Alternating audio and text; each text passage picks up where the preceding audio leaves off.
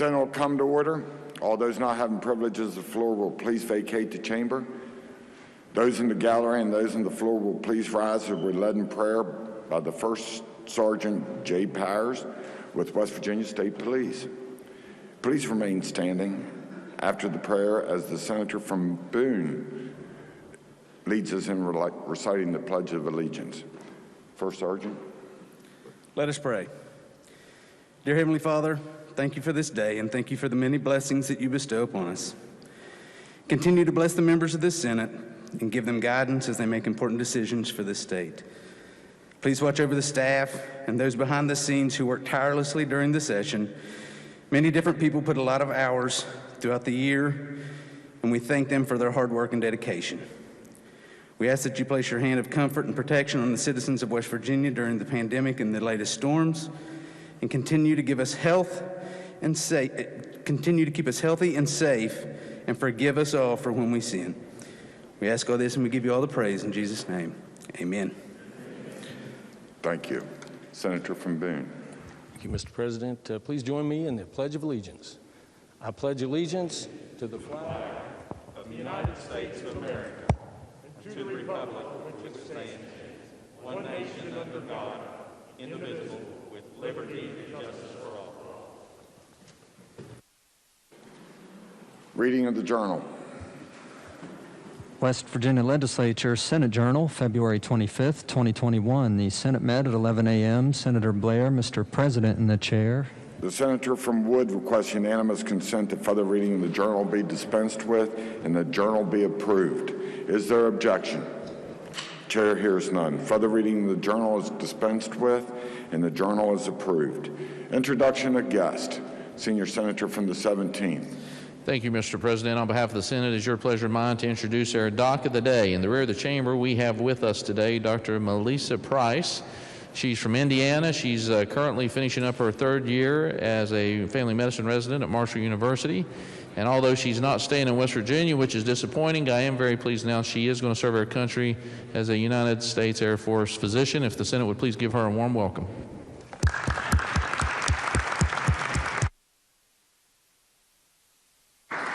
Senator from Jefferson. Thank you, Mr. President. On behalf of the Senior Senator from the 16th and myself, we are honored to have some guests from our district. Mayor Bob Traynor and Chief Kutcher from Charlestown are in the President's Gallery. Would the Senate please make them feel welcome?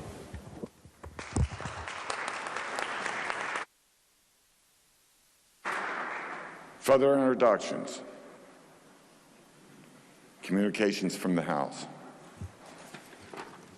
The Clerk of the House announced the passage by that body of committee substitute for House Bill 2372, allow pre-candidacy papers to be filed the day after the general election. Message will be received and the bill will be referred to the Committee on Judiciary. Communications from the Executive. There are none. Reports from standing committees.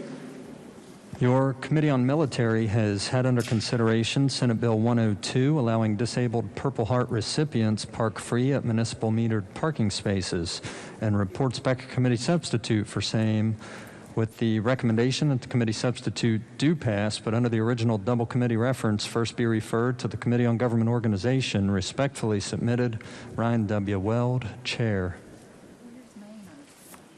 He was here. Senate will be at ease.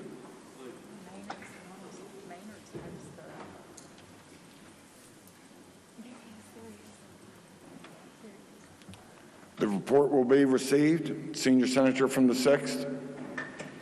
Thank you, Mr. President.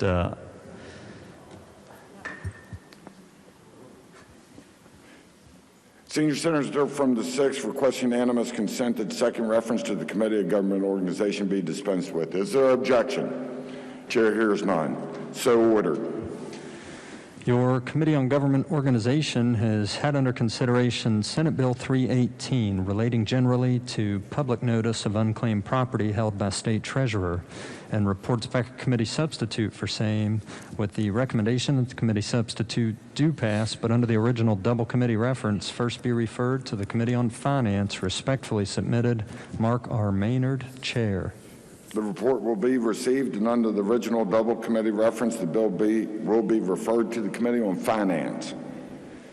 Your Committee on Education has had under consideration Senate Bill 356, allowing for written part of driver's exam given in high school driver's education course, and reports back a committee substitute for same, with the recommendation that the committee substitute do pass. Respectfully submitted, Patricia Puertas Rucker, Chair.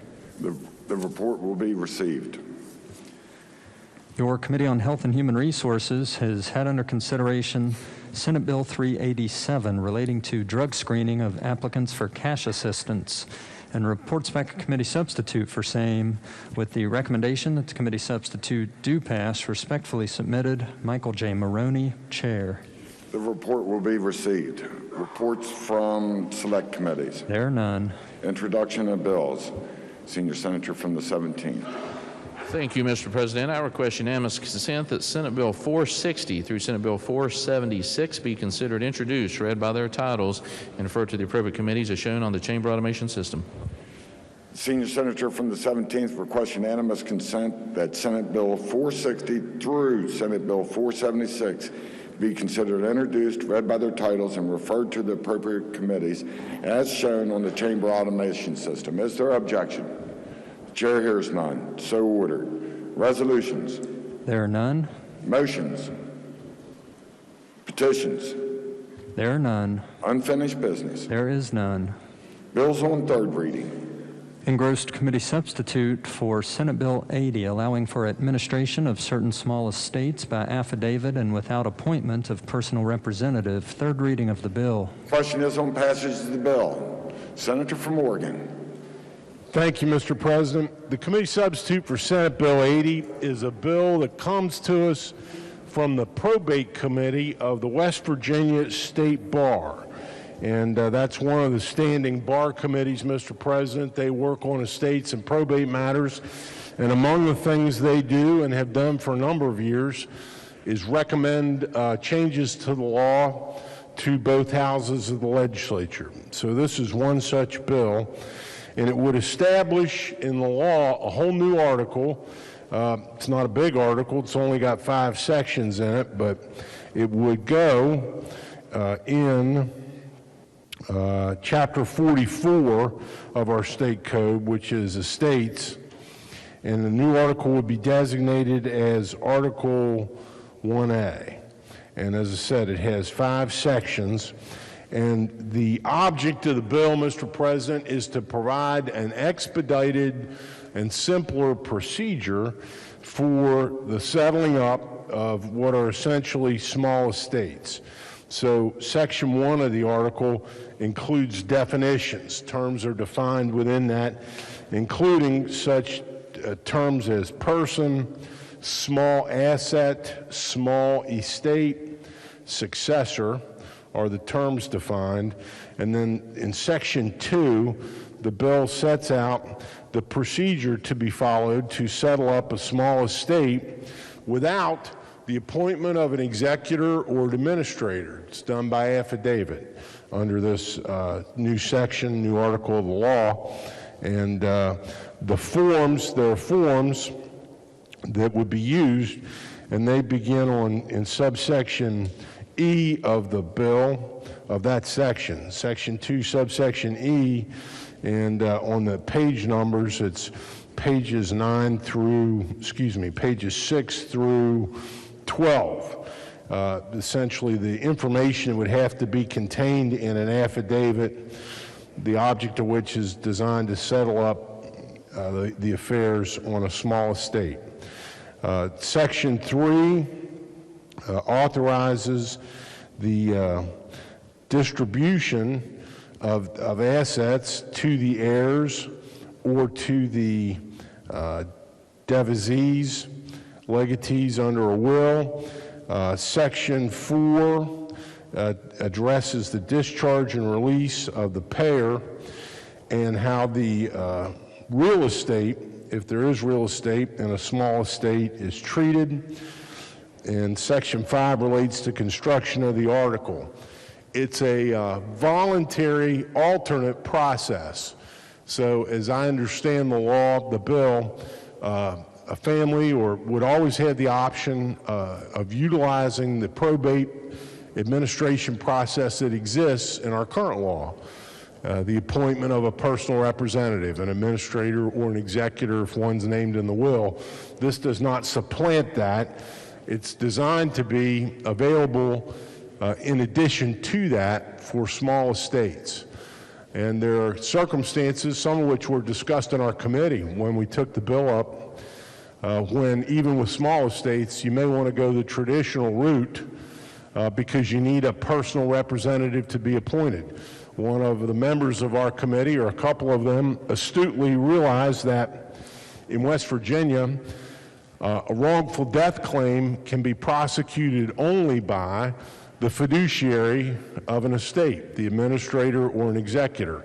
And so in cases where you need to bring a wrongful death claim because the decedent died in some circumstance that might be actionable as wrongful death, you're probably going to need to utilize the traditional procedure and have an administrator or a fiduciary appointed for the estate. They're not mutually exclusive.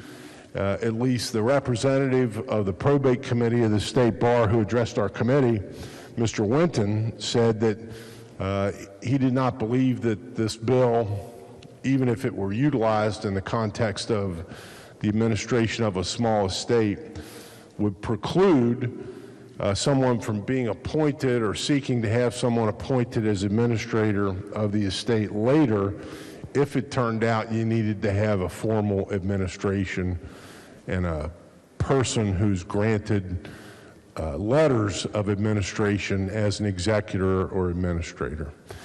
Mr. President, be happy to try to answer any questions. Otherwise, I urge the passage of the bill. Question is on passage of the bill. Is there discussion? If not, the question before the Senate is, shall the bill pass? All those in favor will vote yea. Those opposed will vote nay. The clerk will prepare the machine.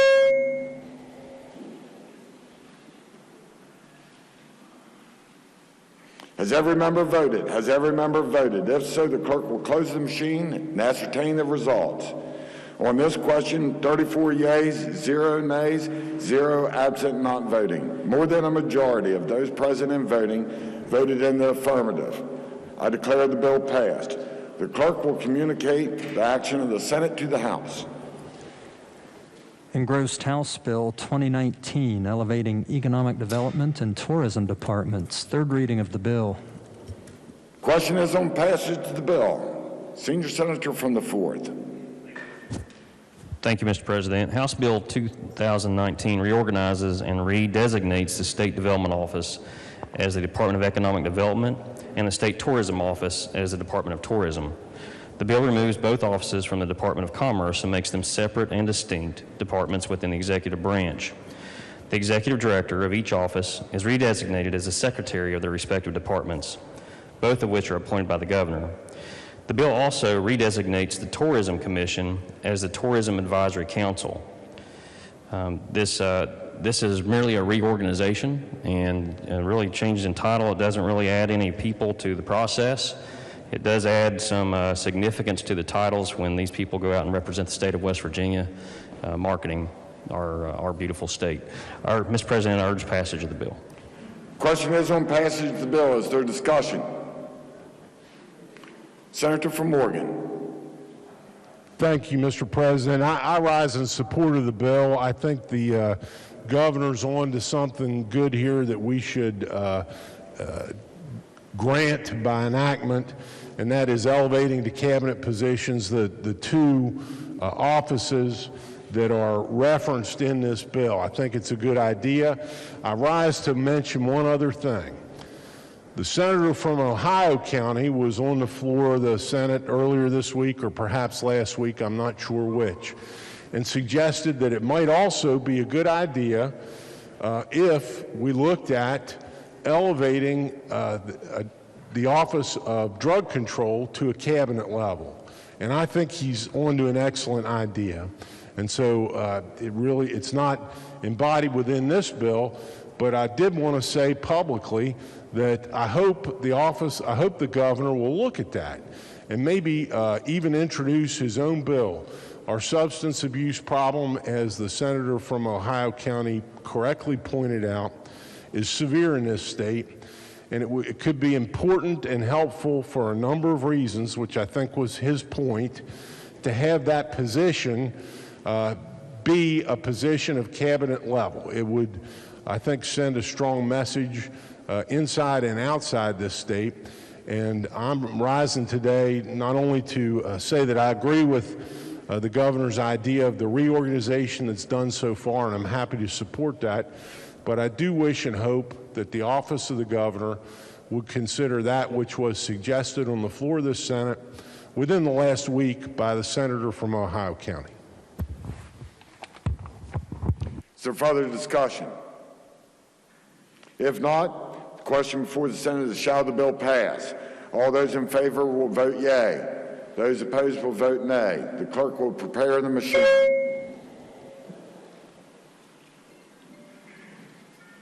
Has every member voted? Has every member voted? If so, the clerk will close the machine and ascertain the results. On this question, 34 yeas, 0 nays, and 0 absent and not voting. More than a majority of those present and voting having voted in the affirmative. I declare the bill passed. The clerk will communicate the action of the Senate to the House. Bills on second reading. Senate Bill 16, providing continued eligibility for developmental disability services to dependents of military members. Second reading of the bill. Are there amendments to the bill? No, sir. The bill will be engrossed and advanced to third reading. Committee substitute for Senate Bill 53, providing person criminally responsible for another's death may not be involved in burial arrangements. Second reading of the bill. Are there amendments to the bill? Yes, sir. Senator Carnes moved to amend the bill on page 1, section 22B. Senator from Randolph. Thank you, Mr. President. The purpose of this amendment is... Senator from Randolph requests unanimous consent to explain the amendment, having it read. Is there objection? Chair hears none. Senator from Randolph. Thank you, Mr. President. The purpose of this amendment is just to sort of recognize that the purpose of the bill overall was to limit a person's ability to sort of be punitive with the funeral arrangements. The purpose of this amendment is to allow a court to still give that person input, but with the oversight of a judge for circumstances that may also be unique. And so I urge adoption. Is there discussion? Senator from Morgan. Thank you, Mr. President. I rise in support of the amendment offered by the senator from Randolph County. I believe it improves the bill. It adds a little bit of due process to decision-making that would need to go on in that circumstance, so I urge its adoption. Is there further discussion? Senator from Preston. Thank you, Mr. President. As the lead sponsor of this bill, I too rise in support of the amendment. I believe it improves the bill, and it's something I certainly didn't think of, so I urge adoption of the amendment. Is there further discussion? If not, the question before the Senate is adoption of the amendment offered by the senator from Randolph. All those in favor will say aye. All those opposed, nay. The ayes appear to have it. The ayes do have it. I declare the amendment adopted. Are there further amendments to the bill? No, sir. The bill will be engrossed and advanced to third reading. Senate Bill 308, modifying requirement that racetrack participate in West Virginia Thoroughbred Development Fund by certain date. Second reading of the bill. Are there amendments to the bill? No, sir. The bill will be engrossed and advanced to third reading. Committee substitute for Senate Bill 321, clarifying and updating language regarding Fairmont State alumni license plates. Second reading of the bill. Are there amendments to the bill? No, sir. The bill will be engrossed and advanced to third reading. Senate Bill 338, creating fire service equipment and training fund. Second reading of the bill. Are there amendments to the bill? No, sir. The bill will be engrossed and advanced to third reading. Senate Bill 358, removing prohibition on ATMs located in area where racetrack video lottery machines are located. Second reading of the bill. Are there amendments to the bill? No, sir. The bill will be engrossed and advanced to third reading. Senate Bill 374, increasing threshold for bid requirement to $10,000 to be consistent with other state agencies. Second reading of the bill. Are there amendments to the bill? No, sir. The bill will be engrossed and advanced to third reading. Committee substitute for Senate Bill 377 relating to extension for boil water advisories by water utility or public service district. Second reading of the bill. Are there amendments to the bill? No, sir. The bill will be advanced and engrossed to third reading. The Senate will be at ease.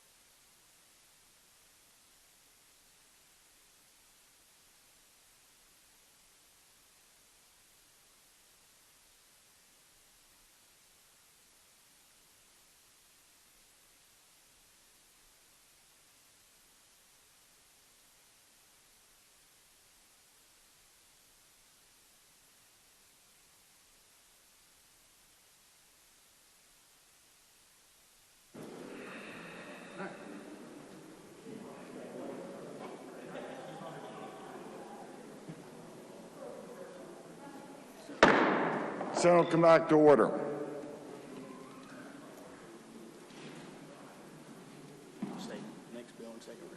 Next bill on second reading. Committee substitute for Senate Bill 389 relating to State Resiliency Office responsibility to plan for emergency and disaster response, recovery, and resiliency. Senior Senator from the 17th. Thank you, Mr. President. I request unanimous consent that the bill lie over one day while retaining its place on the calendar. Is there objection? Chair hears none. So ordered.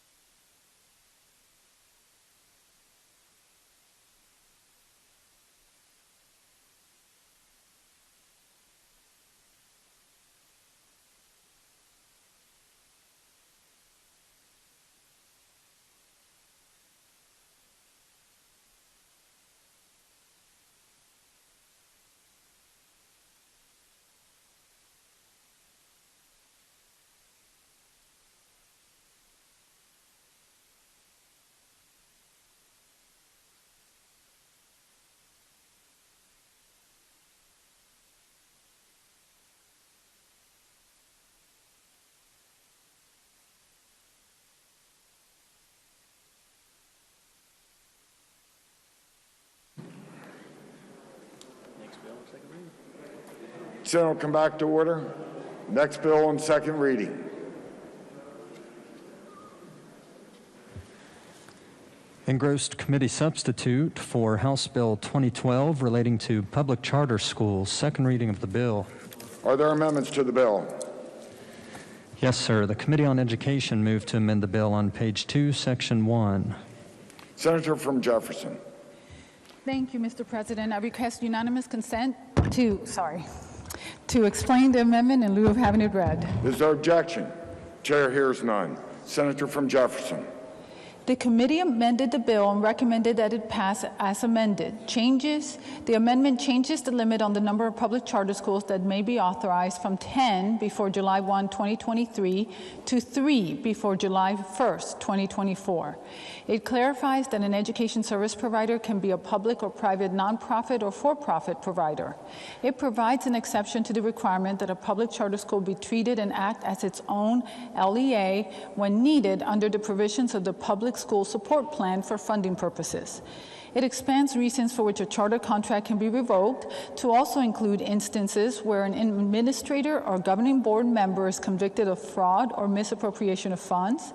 It increases the number of statewide virtual public charter schools that the Professional Charter School Board can authorize from 1 to 2, and decreases the percent of headcount enrollment that a statewide virtual charter school can enroll from 10% to 5%, since 2 can be authorized under the amendment, but provides that a statewide virtual public charter school shall enroll no more than 1,500 students total before July 1, 2024.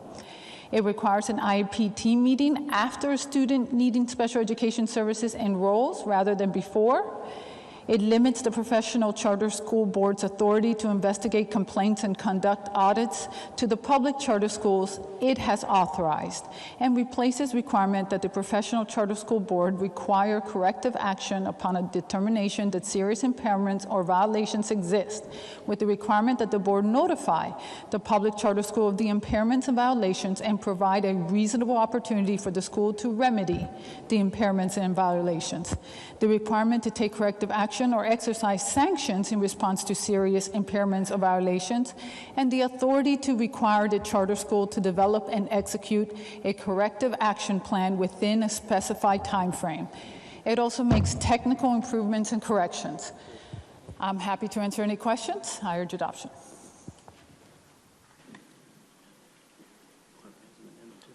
The clerk has an amendment to the amendment. Senator Seipolt moved to amend the Education Committee amendments on page 1 by striking out the amendment on page 2. Senator from Preston.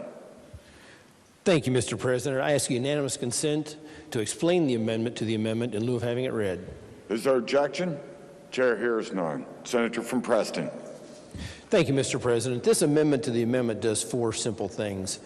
First of all, and I'll take this a little bit out of order, it further expands on the reasons for which a charter contract can be revoked at any time to also include failure to meet generally accepted standards of financial management, a material breach of charter contract, a substantial violation of any provision of law from which the public charter school is not exempted, and the dire and chronic academic deficiencies.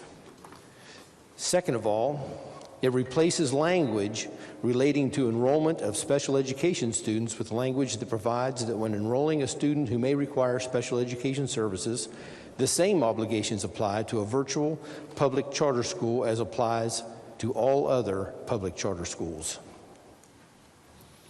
Next, it returns the language relating to the cap on the number of public charter schools to the original language in the House bill, 10 pilot public charter schools until July 1st, 2023. And last, it removes the statewide virtual public charter school cap of 1,500 students applicable before July 1st, 2024. Mr. President, I urge adoption of the amendment to the amendment. Is there discussion? Senator from Harrison. Thank you, Mr. President. Will the gentleman, the senator from Preston yield? Does the senator yield? The senator yields. Senator, thank you. I understand your amendment undoes my amendment that was passed in committee. Is that correct? If you'll excuse me just a second, I'm having a hard time hearing. I'm going to put my earpiece. Let me speak a little more clearly. I could hold it a little closer. I'm always happy when somebody says I'm not talking loud enough, you know. It's my understanding, and I've had a hard time locating the amendment for some reason, but my understanding is from what you said is that your amendment undoes the amendment that was passed in committee. Only partly, but that would be correct. And what part does it undo? Well, the 2 parts which would undo is the limit of the number of pilot public charter schools. I believe the committee amendment reduced that to 3, and I'm restoring that to 10. So it undoes that amendment, so yes. Good. And the second part which it undoes is that it removes the cap of the statewide virtual public charter schools of 1,500 and restores it to 5%. Okay, so it's 5% of the total number of students in West Virginia. That's my understanding. Yeah. Do you know how many students that is, Senator? Probably about 22,000. Would that be right? No, that'd be about 10%. So for the virtual schools, let's take them individually. How many is it for virtual schools? Excuse me, say it again? What is the 5%? What is the total number of students that could go to virtual school based on your increase back to the 5%? Council advises me about 12,500. I believe I cited what I thought was 10% before, and I apologize. Could you move your microphone a little closer? Yes, I believe that would be about 12,500. Yeah, my calculation is based on, you know, an average of 265,000 students, 13,250. Okay, that I could believe that. Do you know how much money follows those students if they would get the maximum 5% in statewide virtual schools? Well, I've never multiplied it out, but it's my understanding that the state portion of that is around $4,000 to $5,000 per student. No, actually, the total amount going to a student's around $14,000, and it's a little unclear. Do you know what the 90% figure is? 90% of what the student gets goes to the charter school, in this case, virtual charter schools. Do you know what that amount is? Not offhand. Sir, I do not know that. I'm sorry? No, sir, I do not know that. Okay, that's fair enough. So if we get the maximum amount of virtual students, 5%, and we get the maximum amount of non-virtual students of 10%, what is the total number of students that can be taken out of the public school system? Well, I would say that none will be taken out of the public school system because, in fact, a charter school is a public school also. You're going to make me ask you this question because nobody's been able to answer this question. What is the difference between a public charter school and a private charter school? Well, I think that a private charter school can charge tuition, but a public charter school is funded by the public. That's the only difference. So it's just a matter of tax dollars, isn't it? There's probably other differences too, but I'm really not able to discuss them with you because I don't know competently. Well, and the reason I'm asking you, Senator, is the idea behind the original amendment was to take a look and see how these charter schools work out. Now, we're kind of going back to the wide open numbers with your amendment. I mean, do you think it's important that we know how much money is going to be taken out of the public school system? Because you understand that for every charter student, whatever money goes to that student flows out to the charter school, comes out of the public school system. Did you know that? Yes, I do know that, but I would also say that the charter school system is also a public school. It's just a different type of public school because it's publicly funded. But that's the only thing that's public about it, right? There would be a bit of competition. That's the only thing that is public about it, is that it is that they're using public money. Is there anything else that's public about it?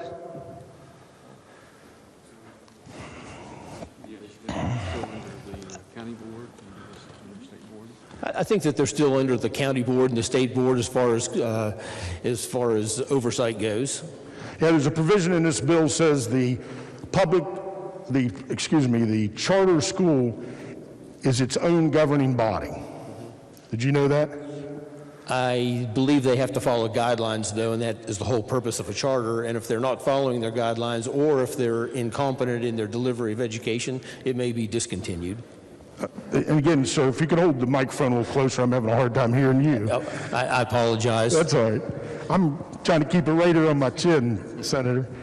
Do you know how many positions should the full amount, and I got this from the State Board of Education, do you know how many positions are potentially could be lost, how many public school positions potentially could be lost if the maximum number of students, the 5% for virtual charter schools and the 10% for non-virtual charter schools came to fruition?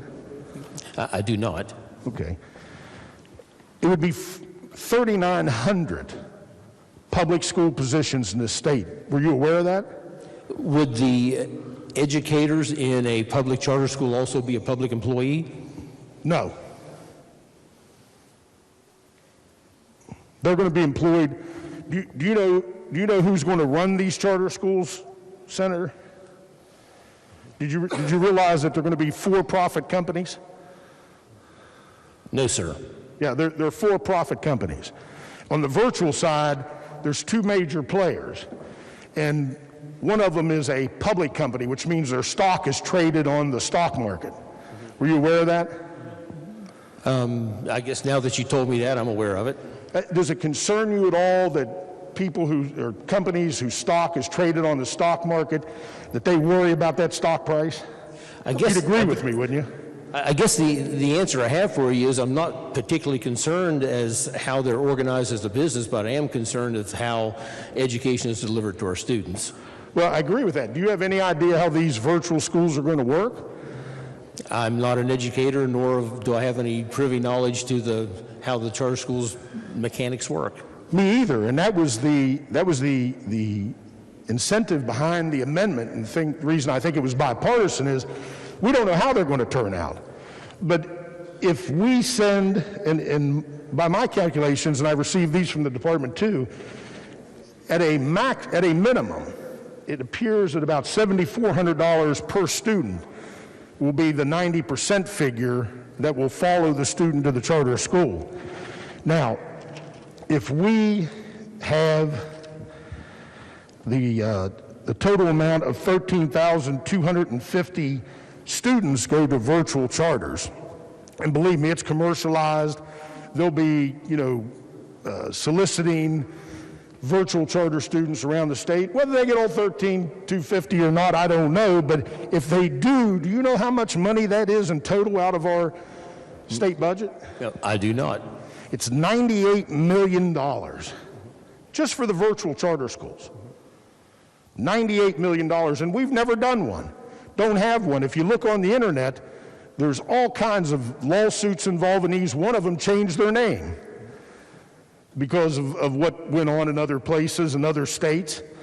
But $98 million. Now, when we asked in committee why virtual charter, do you agree with me that there's a big difference between virtual charter schools and non-virtual charter schools, and that non-virtual charter schools have to have a school building, and they have to have teachers in the classroom, and they got to have chairs and desks and cooks and janitors and security and all the other stuff that goes with the school that you and I went to?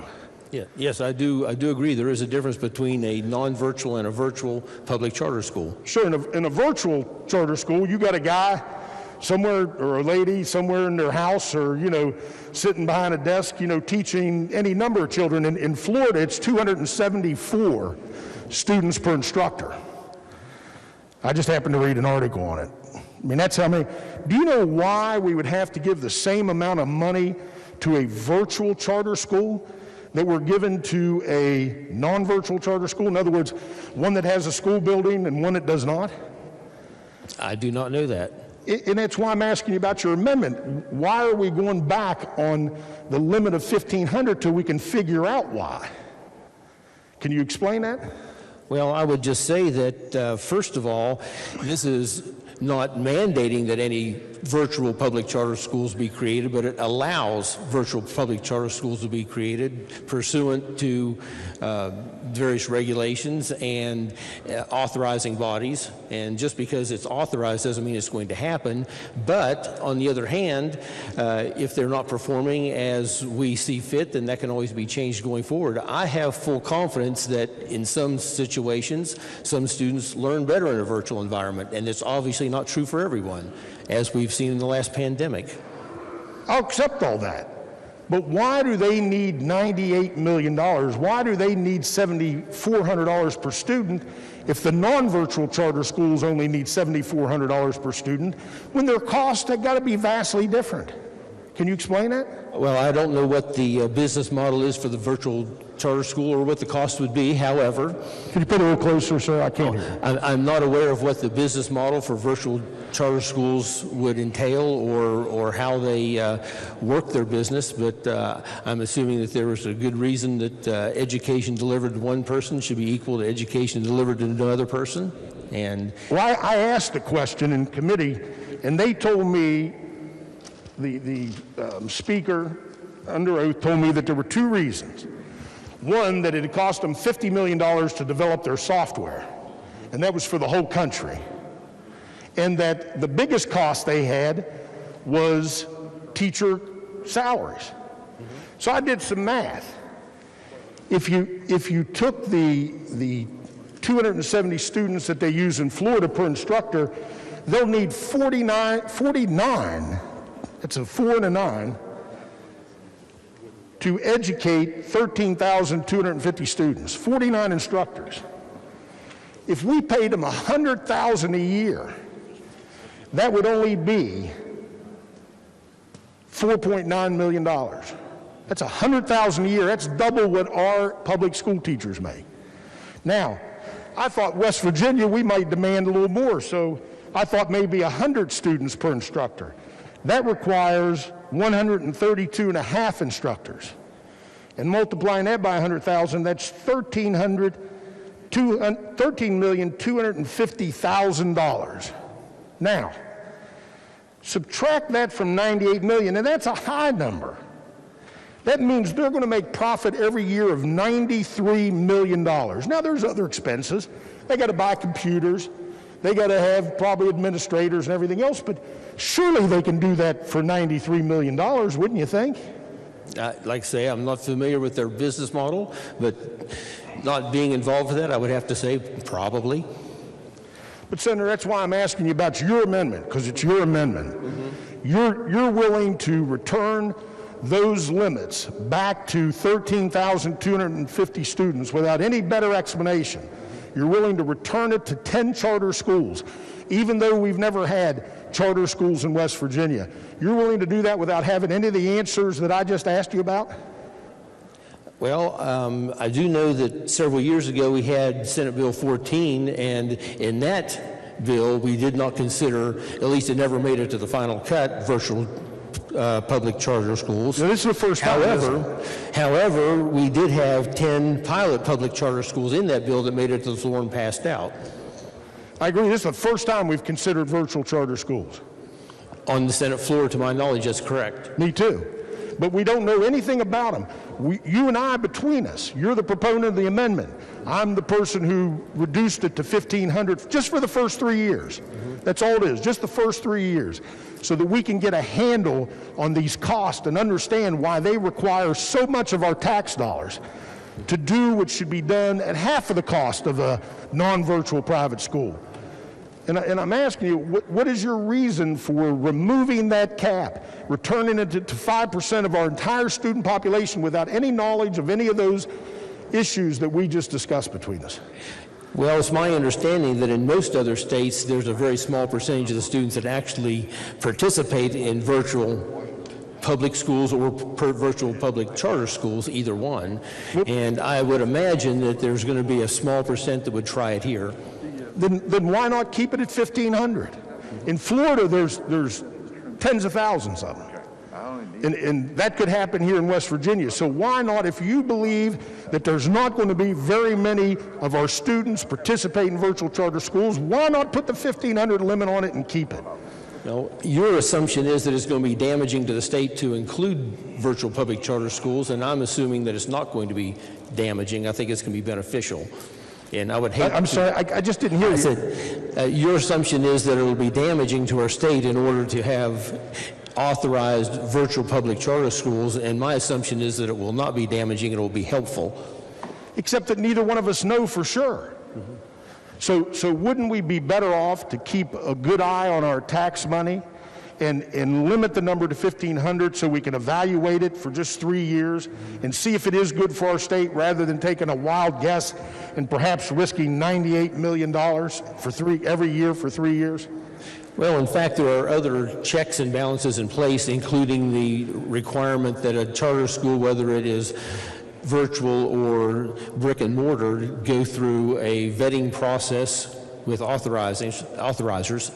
Well, we're going to have a gubernatorial board that's going to be the second authorizer if the boards of education don't want them, which up until now they haven't wanted any. So that's part of this bill, is creating a new authorizer. Do you know that? I was aware of that, yes. Yeah. And let me ask you just a couple last questions, Senator. We have for-profit companies, and we both know that for-profit companies have to make a profit. And we're going to give them potentially $98 million of our money. Do you know what check or balance is in there that, should they run amok, that we could come in and stop them? Did you understand that? I'm not sure I understand your question, and maybe I just didn't hear you correctly. Sure, you said that there would be ways that we could keep an eye on them if they weren't working correctly. Can you tell me what those ways are in the bill? Well, one way is that every year the legislature passes a budget bill, and we keep an eye on what the expenditures are, both in education and in every other agency. Do you know that the bill says that they are each awarded a 5-year contract, and they can only be revoked under circumstances where the health and the safety of the student is at risk? Well, I think that the amendment to the amendment that I have here further expands the reasons for a charter school contract to be revoked, including failure to meet generally accepted standards of financial management. I'm sorry, Also, sir, I'm losing you again. Could you, I didn't understand that part of your amendment. I'm glad you brought that up. Yeah. Tell me again. Yes, the one of the provisions of the amendment to the amendment is an expansion on the reasons for which a charter contract can be revoked at any time, which includes the failure to meet generally accepted standards of financial management, a material breach of the charter contract, a substantial violation of any provision of law from which the public charter school is not exempted, and the dire and chronic academic deficiencies. But they're exempted from all education standards. You know that. All? All. Did you know that? I'm not sure that I knew that. Yeah, that's the whole purpose of them. They get exempted from all of our education standards. I asked the question, why don't we exempt our public schools? And that didn't get a good answer either. But let me ask you one other question. Do you know how much money Ohio lost in their charter school programs? I do not. $4 billion. That's with a B, $4 billion. Now, that's 1 year of our entire budget. I just would ask you again and ask you the justification for taking those caps off of virtual and non-virtual charter schools until we understand what we're undertaking here. It may be the greatest thing in the world. And 3 years isn't going to make a bit of difference for having those caps on them. We'll be able to see them start out, see how they progress. I have to oppose your amendment, but thank you. Thank you, Senator. So further Mr. discussion? President, may I continue? Continue.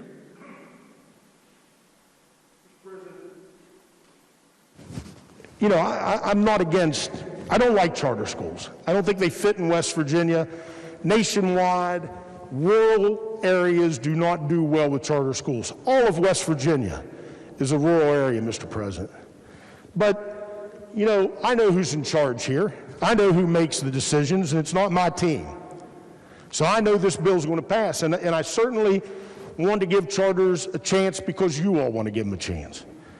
But to turn them loose with these kind of numbers, a potential transfer of $98 million in public funds to virtual charter schools, for-profit charter schools, at least one of whom is a public company and who watches its stock price every day, at least one of whom's stock price is affected by its profit and loss, is going to be educating our children with $98 million. And if they paid teachers $100,000 a year, double our average teacher salary in this state, their gross profit before their other expenses is $93 million. Now, are we going to do that? Are we really going to allow that to happen in this body? Are we going to tell the public that we're willing to risk $98 million because we think this is a good idea? Nobody can explain where that money goes. Nobody can explain why the virtual charter schools need double what the non-virtual charter schools do. I shouldn't have said it like that. Need the same amount as the non-virtual charter schools, because you understand that non-virtual charter schools are brick and mortar schools. They have to pay, all the people that you have in a regular public school, the cooks, the janitors, the security guards. They got to pay liability insurance. There's no liability insurance for a virtual charter school because they don't have anybody coming to class. Everybody's in their own home. If it's unsafe, the parents bear the burden. But yet we're going to pass this bill with no restrictions whatsoever because of this amendment. I think the charters are bad, but I'm willing to take a shot with the rest of you if we had some reasonable caps on what we're about to risk in this state. The amount of money, there's no fiscal note to this. There's no note about what it's going to do to our public school employees across the state. But remember, every county that you represent is going to lose students because of the virtual charter school if they go. They're going to lose positions in their public schools because those students are going to leave and the money's going to go with them. Same thing with the non-virtuals. If the student leaves, the money goes with it. And as I said, if you looked at, if the entire 32,000 leave, somewhere around 3,900 public school employees are going to lose their jobs. Maybe they'll pick up a job in the charter school. Maybe for double the money, maybe for half the money. But whatever happens, we'll have no say over it. Ladies and gentlemen, I'm not trying to be a fear monger. I'm going to sit here and vote for this bill. If we had those limits in it of 3 charter schools over 10 years, we've had 0. And if we limited it to 1,500 virtual charter school students over the next 3 years so we can see where our money's going, before it's all gone like it was in Ohio. They're not getting their $4 billion back. And if we spend $98 million for 5 years, that'll be $500 million, and we won't see it either. I urge a no vote on this amendment, Mr. President. Further discussion, Senator from Cabell. Thank you, Mr. President. Would the proponent of the amendment yield to some questions? Repeat your... Will the proponent of the amendment yield to some questions? The senator from Preston yield. The senator yields.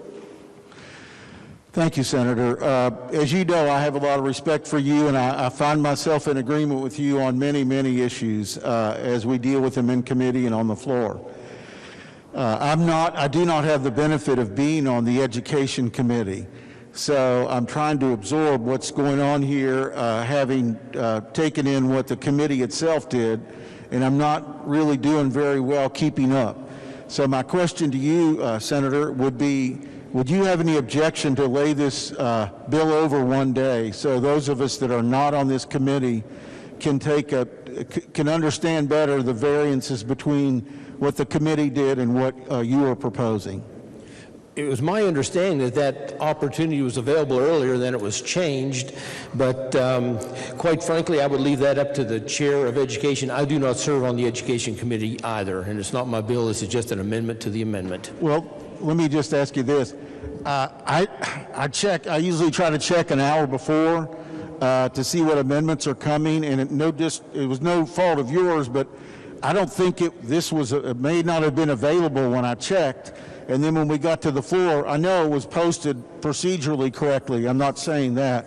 But I don't think it was there when I went to look at it an hour before the floor session. And maybe I'm the only one, and maybe I just missed it. But if that's the case, again, would you object, or you're saying you defer to the chair? Yes, I would object to that, and the reason being, I think I've sufficiently explained the contents of the amendment to the amendment, and I can recap them. There are only 4 points, and they're very simple. That's okay. I get it. I understand. I just wanted to thank you. Right. Mr. President, I would like to see if the senator who's the chair of education would yield to questions. Senator from Jefferson yield. Senator yields. Thank you, Senator. Senator, would you have an objection for the bill to be laid over for one day so that we can engage in some discussion and a further understanding for the body on these issues? We discussed that possibility earlier, and it was my understanding that members were okay with going ahead and taking this on today. So because we had that discussion, I feel that that decision has already been made, and so therefore I would object. Who had the discussion? Those who were concerned about the bill, as far as I know. Well, I'm concerned about the bill, and I wasn't in on the discussion. Well, I definitely appreciate that, and I'm happy to answer any questions if you have any regarding the bill or the committee amendment. All right, thank you. Thank you. Is there further discussion? Senior Senator from the 4th. Thank you, Mr. President. I just want to rise in support of the gentleman's amendment. I am on the Education Committee and got to hear this discussion in quite a bit of detail. And that I think the amendment that was made in committee was very harmful to the overall intent of the bill. And I disagree with the presentation of the numbers that have been discussed here today. There's some numbers that have meant a lot to me throughout this process is is a document that sheds some light on those numbers from the U.S. Department of Education's Charter Schools program that does the granting for charter schools.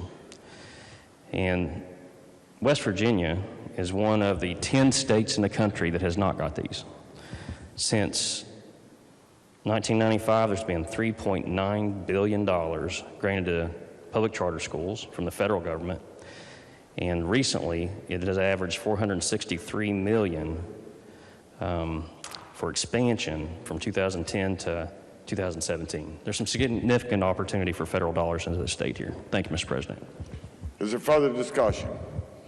If not, the question before the Senate is adoption of the amendment to the amendment offered by the senator from Preston.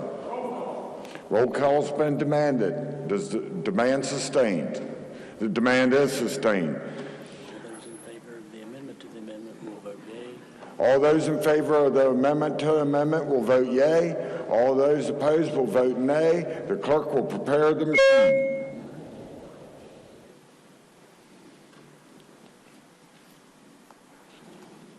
Question is on adoption of the amendment to the amendment by the Committee on Education as amended. Wait a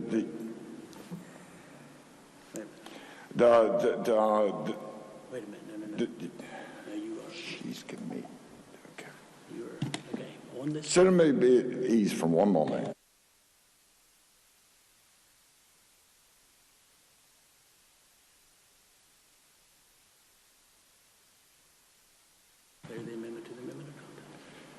On this question, there are 19 yeas, 15 nays, 0 absent not voting. On the question of the amendment to the amendment, I declare the amendment adopted. Are there further amendments? To the amendment. There are no further amendments to the amendment. All right, now the question is on the. The question is on adoption of the amendment. To the amendment. To the amendment. Yeah, you're right here. Offered by the Committee on Education. As amended. As amended. Is there discussion? If not, with purposes, Senator from Preston. Thank you, Mr. President. Just a point of inquiry. I just wanted to make sure I know what we're voting on. Voting on the education amendment as amended. You're voting on the education amendment as amended. And roll call's been demanded. Roll call's been demanded. Is demand sustained? The demand is sustained. Questions on the adoption of the amendment as amended. All those in favor will vote yea. The question is on adoption of the amendment as amended. All those in favor will vote yea. All those in favor will vote yea. All those opposed will vote nay. The clerk will prepare the machine. Then you'll say, has every member voted? Has every member voted? Has every member voted? Has every member voted? The clerk will close the machine and answer. The clerk will close the machine and ascertain the votes. On this question. On this question, 19 yeas, 15 nays, 0 absent and not voting. More than a majority. More than a majority. Voting in the affirmative. Voting in the affirmative. I declare the amendment as amended adopted. I declare the amendment as amended adopted. Are there further amendments? Are there further amendments? Over there. Yes. Thank you. Yes, sir. Senator Baldwin moved to amend the bill on page 2, section 1, line 35, after the number 2023. Senator from Greenbrier.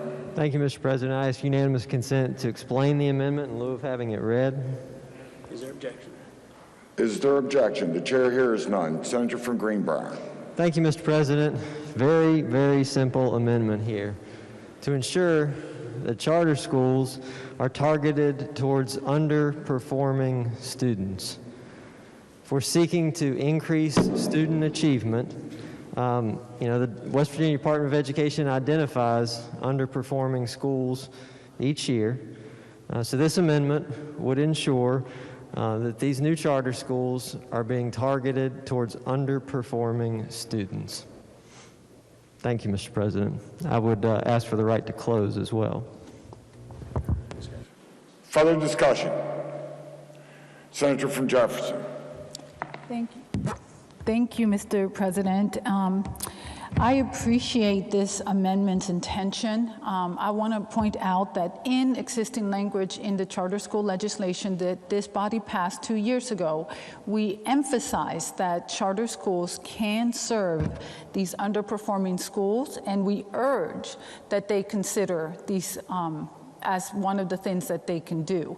It is already permissible, it's already encouraged. There is no reason to really add this language, which would limit what the possibilities are for the first 10 charter schools in West Virginia, which the intention of this body when we first passed this legislation was to allow for more local control and flexibility, that local counties choose what their priorities were to serve their students. And because this goes against that intent, which is to let the counties decide what they need the most, I oppose the adoption of this amendment.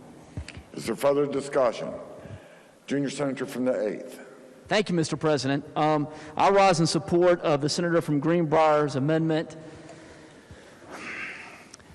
The original thought behind charter schools and the original aim, as I understood it, and actually the most persuasive quality about it, is to focus on those children who are underprivileged or underperforming, to be able to create a new opportunity for them that they may not have in the public school system, because again, as I understand the argument, the public school system doesn't address every need of a specific child.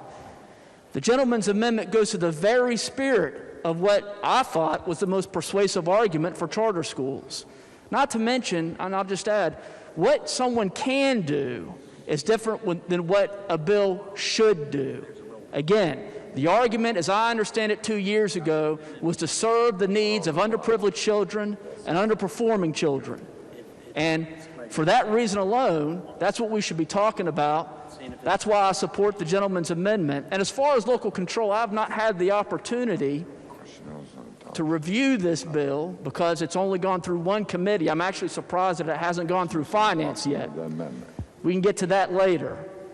I can't read. Well, I'm sure he's worried about the numbers. But I will say this. When we talk about local control, as was just stated by the Senator from Jefferson, I hope we keep that in mind when we debate the bill on Monday. Thank you. Further discussion? I wouldn't have thrown that out if I thought you were just going. If not, Senator from Greenbrier to close. Thank you, Mr. President. There's a difference between can and shall. I'm not a lawyer, but I understand that. I've heard it said today that we might limit the possibilities if we were to adopt this amendment. Limit the possibilities. The intention of education reform is to increase student achievement.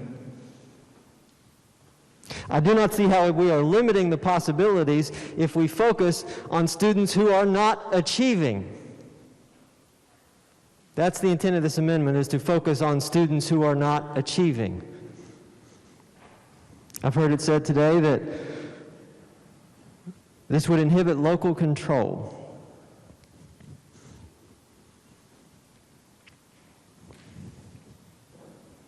Counties are having their local control taken away in this bill by adding a new authorizer. It's no secret that I don't think charters work. I've stood on this floor several times and made that point. You may remember during the education special session, I had a nice visual aid that showed all the various impacts, all the various factors that would have an impact on student achievement. It's called the Hattie Index. It literally ranks hundreds of factors that have an effect on student achievement. And you may remember that things up at the top are small class size, individualized attention, help in areas where you need it, like reading, for example. And then all the way down at the very bottom of the list are charter schools. They have a negligible effect. It's no secret that that's the way I feel about charter schools. I concede that I may be wrong. Obviously, we're going this direction. Folks think that charters are going to help, and I respect that. All I would say is that we've got to remember what the purpose of this is about. Student achievement, students learning, students growing, students maturing. And if we reject an amendment that focuses on students who are not achieving in a bill that's supposed to help students achieve, then what are we doing? So I ask for support for this amendment, which very simply gears charter schools towards students who are not achieving at standard levels. And I ask for the yeas and nays. Thank you, Mr. President. The yeas and nays have been demanded. Demand sustained. The demand is sustained. The question is on the adoption of the amendment offered by the senator from Greenbrier. All those in favor will vote yea. Those opposed will vote nay. The clerk will prepare the machine.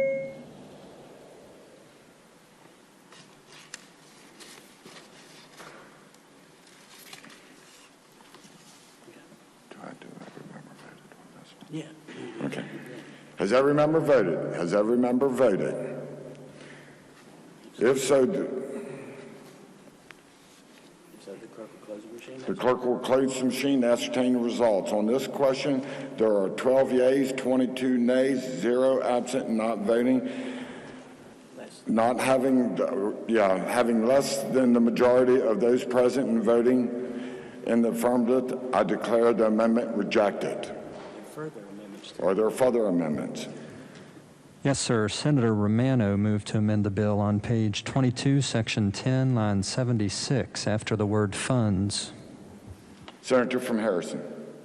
Thank you, Mr. President. I request unanimous consent to explain the amendment in lieu of having it read. Is there objection? The chair hears none. Senator from Harrison. Thank you, Mr. President. This amendment seems even more critical and important now after what has transpired here on this bill, reversing the will of the committee and reestablishing the upward limits on virtual and non-virtual charter schools. As my friend, the senator from Preston said, there's oversight. Well, really, there is none. This amendment reestablishes oversight of the State Board of Education for the very limited purpose of ensuring that students are receiving a thorough and efficient education. I'd like to, if I may speak to the amendment, Mr. President. This amendment does nothing more than gives the power to the State Board of Education that's granted in our Constitution. We have a mandate to provide students with an efficient and thorough education. We will never know whether or not they're receiving that thorough and efficient education if the state school board has no oversight over these for-profit institutions. Now, I'm going to go a little deep in the weeds here and tell you that all it does is brings in the code section under 18(2)(e)(1) et sequence. And Section 5 establishes that we charged the Board of Education with making sure that our students, we charge them with the general supervision to be sure that our students are following the constructive engagement of this legislature. We just amended this bill in 2016 to include that. It came out of the Education Committee. Why we would not want to have these charter schools under that oversight. Not micromanagement, no other regulations, just to make sure our students are receiving that efficient and thorough education would be beyond me. Urge a yes vote for the amendment, Mr. President. Is there discussion? Senator from Jefferson. Thank you, Mr. President. I must say that, again, just like the previous proposed amendment, I definitely understand the intent of this amendment, and I understand, the language in 18(2)(e)(5) is language that is universally applied for all public schools and is appropriate language. I must say that, the amendment proposed, though, doesn't say 182E5. It says 182E1, and that is the beginning section to a very long chapter of a lot of regulations. One of the whole purposes of public charter schools is to give an opportunity for innovation, flexibility in our public education system. Adopting this amendment would actually completely reverse that and make them just like the public charter schools. And as we discussed in the committee, and I know the senator from Harrison was involved in that discussion, there are many of us who support and want to give more flexibility to our public schools, all of them. And we invited the senator from Harrison to work with us to be able to introduce legislation that does that. But having said that, this is the wrong section for the goal that the senator has said he has. And I would like to point everybody to page 9, because there's been a lot of questions and concerns that these public charter schools, you know, we're going to have no supervision, the state board is not involved. On page 9, lines 19 to 26, I'm just going to read, and this is all existing language.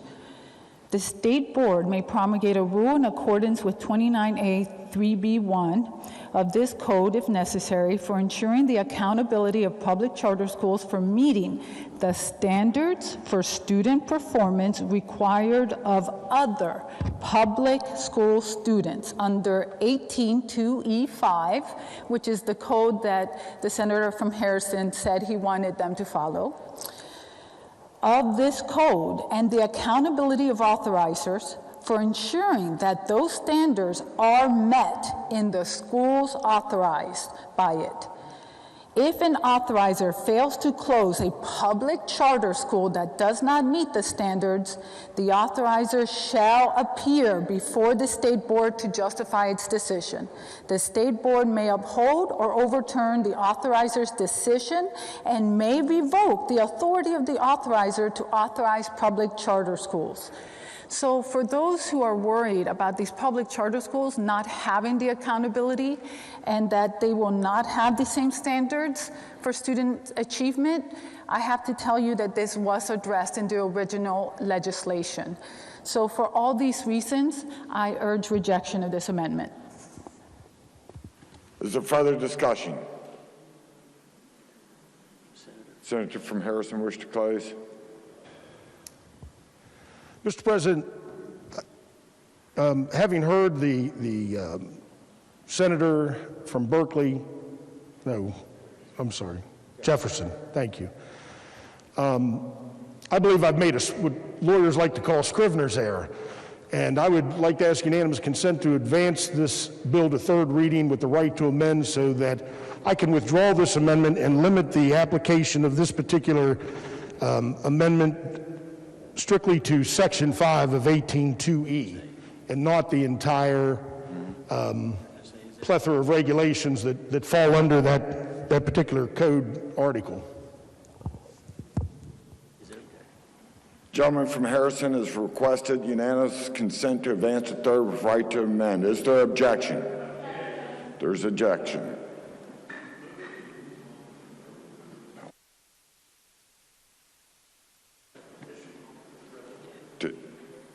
Would you please repeat what you said? I move that this bill be advanced to the third reading with the right to amend. All right. Wait a second.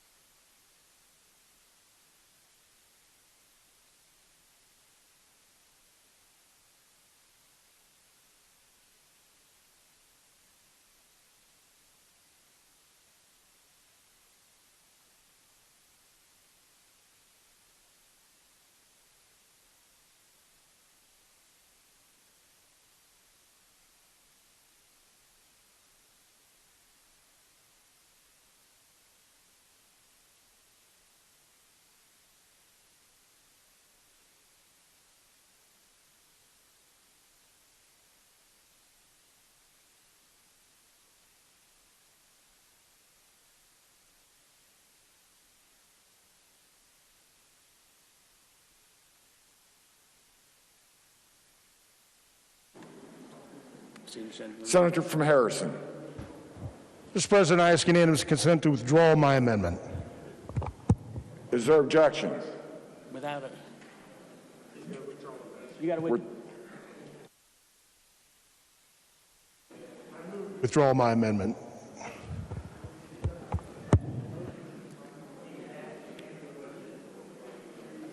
Senator, you have a motion on the floor. I'm sorry, Withdraw Mr. your President. motion. Too many things going on today. I ask unanimous consent to withdraw my motion. Is there objection? Chair hears none. Senator from Harrison. Thank you, Mr. President. I ask unanimous consent to withdraw my amendment. Is there objection? Chair hears none. Senior Senator from the 5th. Request unanimous consent that further consideration of House Bill 2012 be advanced to third reading with right to amend. Is there objection? Chair hears none. Chair hears. The chair hears none. So ordered. So ordered.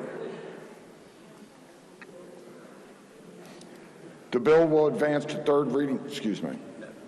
Next bill on second reading. Next bill on second reading, please. And you were right. You're right. Engrossed House Bill 2262 relating to the Controlled Substance Monitoring Database. Second reading of the bill. Are there amendments to the bill? Yes, sir. The Committee on Health and Human Resources moved to amend the bill on page 2, section 5. Senator from Marshall. Thank you, Mr. President. I question unanimous consent to explain the amendments in lieu of having them read, and that all the amendments be considered as one. Is there objection? Chair hears none. Senator from Marshall. Mr. President, the amendments are technical or corrections to technical citations in the bill. I urge adoption. Is there discussion? If not, question before the Senate is adoption of the amendment offered by the Committee of the Health and Human Resources. All those in favor will say aye. Those opposed, no. The ayes appear to have it. The ayes do have it. I declare the amendment adopted. Are there further amendments to the bill? No, sir. The bill will be advanced to third reading. Bills on first reading. Committee substitute for Senate Bill 5 relating to claims arising out of West Virginia Consumer Credit and Protection Act. First reading of the bill. The bill will be advanced. Committee substitute for Senate Bill 160 authorizing Department of Revenue to promulgate legislative rules. First reading of the bill. The bill will be advanced. Senate Bill 248 requiring DHHR collaborate with Workforce Development Board and West Virginia Division of Personnel for purposes of job placement. First reading of the bill. The bill will be advanced. Senate Bill 311 relating to acquisition and disposition of property by Urban Development Authority. First reading of the bill. The bill will be advanced. Senate Bill 359 informing landowners when fencing that may contain livestock is damaged due to accident. First reading of the bill. The bill will be advanced. Committee substitute for Senate Bill 368 authorizing DEP to develop reclamation of abandoned and dilapidated properties program. First reading of the bill. The bill will be advanced. Committee substitute for Senate Bill 392 creating penalty for impersonating law enforcement officer or official. First reading of the bill. The bill will be advanced. Senate Bill 459 relating to return of members' paid contributions to heirs after members' death under certain circumstances. First reading of the bill. The bill will be advanced. Senator from Brook. Thank you, Mr. President. I move that the constitutional rule requiring a bill to be read on 3 different days be suspended, that the bill be read a second and third time, and be put upon its passage. The senator from Brook moves the constitutional rule requiring a bill to be read on 3 different days be suspended, and that the bill be read a second and third time and put upon its passage. All those in favor will vote yea. Those opposed will vote nay. The clerk will prepare the machine.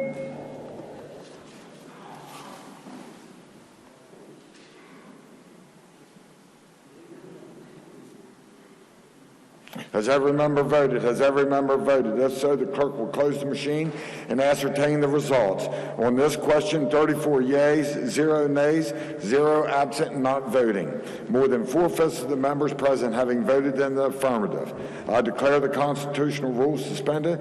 The clerk will read the bill a second time. Senate Bill 459 relating to return of members' paid contributions to heirs after members' death under certain circumstances. Second reading of the bill. Are there amendments to the bill? No, sir. The bill will be engrossed and advanced to third reading. The clerk will read the bill a third time. Engrossed Senate Bill 459 relating to return of members' paid contributions to heirs after members' death under certain circumstances. Third reading of the bill. The question is on passage of the bill. Junior Senator from the 17th. Yes, thank you, Mr. President, and appreciate the advancement of this bill by the members. Senate Bill 459, as the title did say, is a mechanism for distributing remaining retirement contributions to a deceased member's heirs. And if I may provide a little bit of background here, this bill was brought to us, or the idea or the problem that we have, by the executive director of the Municipal Pension Oversight Board. And in particular, we have had the unfortunate death recently of a firefighter in the northern part of our state. He was a widower. He has a single child, 17 years old. And this child will turn 18 here in the next few months. So part of this, and if I may, with some background on municipal pensions. When a member retires after 20 years, that member is eligible for 60% of his highest 3 years' salary on a monthly basis. Upon the death of that member, should there be a spouse, the spouse receives 60% of what the member would have received on a monthly basis. And to the extent that there were also children, each child would receive 20% of what the member would be receiving. The spouse would be able to receive that 60% until she marries or dies. So in the case where you do not have a spouse, and there are beneficiaries under the age of 18, those beneficiaries receive 20% of what the member would have received until they reach the age of 18. In our particular case here, this member, 17 right now, would receive this 20% for a few months until he turned 18. At that time, under current law, the contributions of the member would go back into public funds. If the member had died and had all his kids, no spouse, over 18, those monies would go into an estate of the member. So what we have here is a little void in our law with a member's child, orphan child, that will turn 18 soon.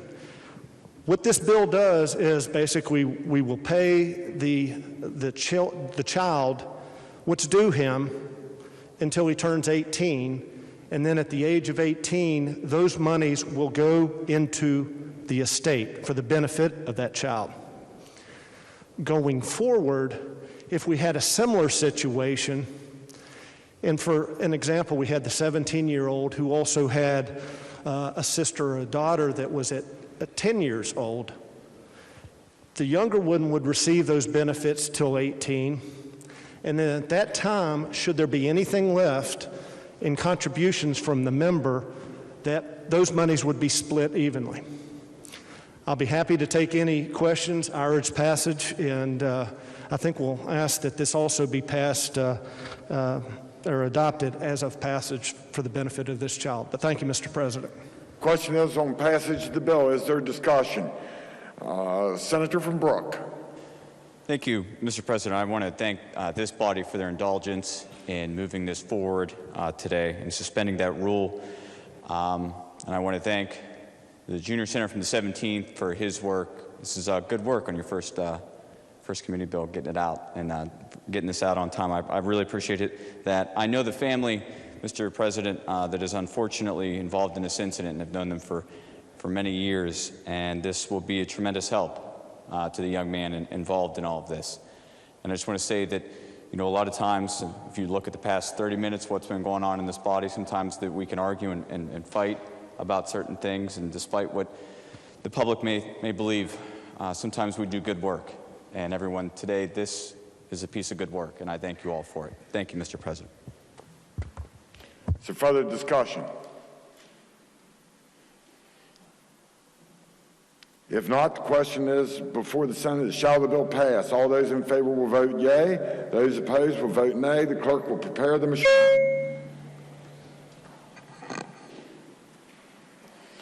Has every member voted? Has every member voted? If so, the clerk will close the machine and ascertain the results on this question. 34 yeas, 0 nays, and 0 absent not voting.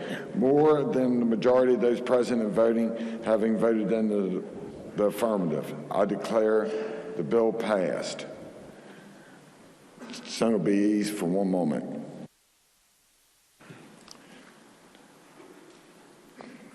Senior Senator from the 17th.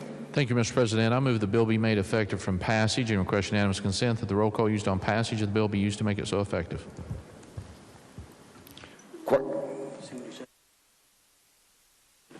Senior Senator from the 17th moves that the bill be made effective from passage. Request unanimous consent. And request unanimous consent. The roll call used on passage. The roll call used on passage. Be used to make it so effective. To be used to make it so effective.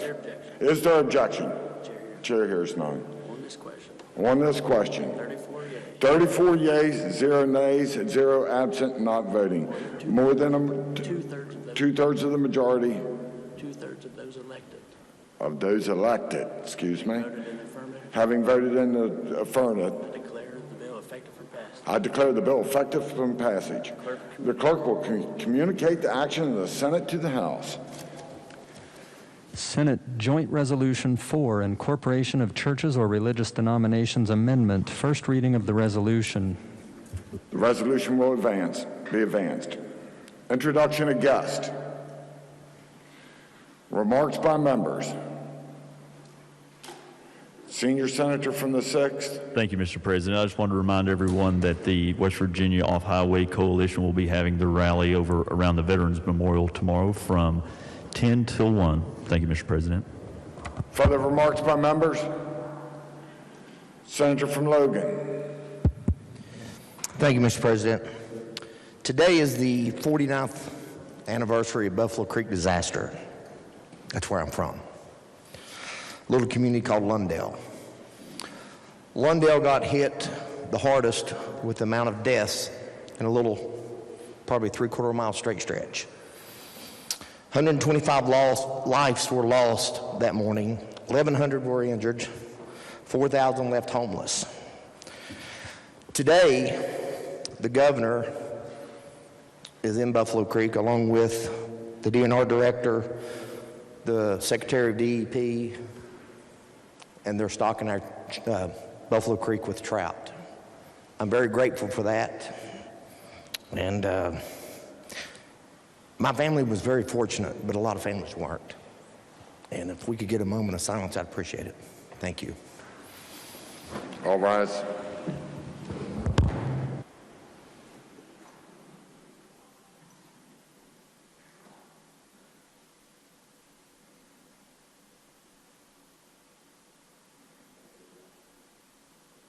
Thank you. Further remarks by members. Senior Senator from the 5th. Members, I just wanted to sort of give an update on things that have been going from the emergency declaration that the governor has made and sort of where things are in Cabell and Wayne and other counties. But in particular, there are still issues in Wayne and Cabell. Wayne still has around 4,000 people still without power. And when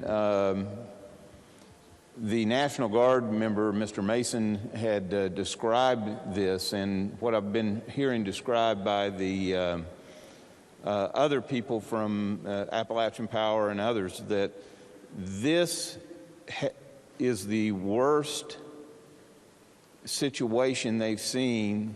Matter of fact, Mr. Mason said today on a radio show that this reminded him of being in the war, and he's been deployed overseas, in the devastation the fact that you could not even get up hollows, and I know that the senior senator from the 6th and I have both gone into these areas and seen this. Today, when I was traveling here this morning, one of the areas where I get on still has power lines that's still at 6 feet, just barely above some of the cars. You can still drive through the way that it is, but I don't think that sometimes, I think this has been overshadowed with what happened in Texas.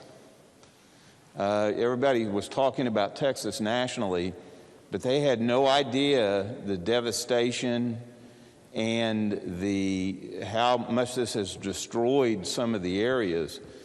They were, and I would ask that when we do this, I want to sit down with them, and I encourage anyone that represents Wayne County, Cabell, Lincoln, Putnam, and Mason. These are the ones that were affected mostly by this, and even Jackson.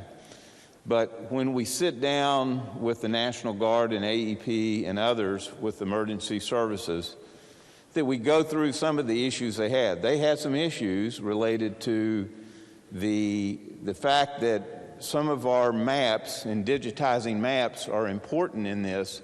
So when you go into a hollow or up a road, that you know if someone is insulin dependent, if they have issues of oxygen, because once you lose power, these kinds of things and the access to medical care, he described, Mr. Mason described a couple of incidents. I'm going to meet with him here next week when we have some time to really go over that. But I really do think that it's important that we, after the fact, very similar to what we're doing with the pandemic, after the fact, we looked at some of these emergencies and say, all right, what did we do right, and where do we need some help when we do it so that you can address it in the right fashion? Thank you. Senator from Boone. Thank you, Mr. President. I request unanimous consent that the remarks by the senator from Logan and the senior senator from the 5th be printed in the appendix of the journal. Is there objection? Chair hears none. So ordered. Further remarks by members? If not, miscellaneous business. Senior Senator from the 17th. Thank you, Mr. President. Subject to announcements, I move the Senate stand adjourned until Monday at 11 a.m. Are there announcements? Senator from Raleigh. Thank you, Mr. President. The Republican caucus will meet 30 minutes after dismissal from this chamber in 330 West conference room. Further announcements. Senator from Wood. Mr. President, your Committee on Banking and Insurance will meet Monday at 2 p.m. in room 451M, and the agenda has been posted. Further announcements. Senator from Upshur. Thank you, Mr. President. The Natural Resource Committee will meet Monday afternoon at 1 p.m. Further announcements. If not, question before the Senate is the Senate stand adjourned until Monday at 11 a.m. All those in favor will say aye. Aye. All those opposed, no. In opinion of the chair, the ayes have it, and the ayes do have it, and I declare the Senate adjourned. The House will please be in order. Those persons not having privilege of the floor will please vacate the chamber. Members and guests in the galleries will please rise as we are led in prayer this morning by the lady from the 32nd, Delegate Kessinger. Thank you, Mr. Speaker. Father, we come before you today just so humbled by the opportunity that we have to serve you and to serve the people of the state of West Virginia. God, you are so good and faithful and kind. You're full of justice and righteousness, and your glory goes beyond anything we could ever think or imagine. Your ways are higher than our ways, and your thoughts are greater than ours. Lord, I pray for each and every single person that is in this room today, God. I can't mention them by name, but you know each and every single one of them by their names. You know everything about them. You know the situations that they're facing outside of this place, both our staff and members. And Father, I just pray that your peace would fall over the situations of their lives, that you would bring peace in their situations, that you would shower them with love, that you would lavish your love on their hearts and in their lives and in the lives of their families. I pray that as we go about conducting our business today, God, that you would give us wisdom, that you would give us discernment. Your word says that out of the abundance of the heart, our mouths speak. But today, God, I just ask that it would be out of the abundance of your heart that our mouths would speak. And so, Father, we give you this day. We give you all honor, glory, and praise.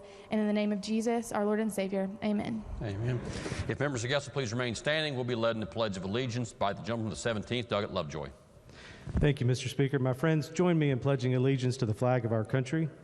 I pledge allegiance to the flag of the United States of America and to the republic for which it stands, one nation under God, indivisible, with liberty and justice for all.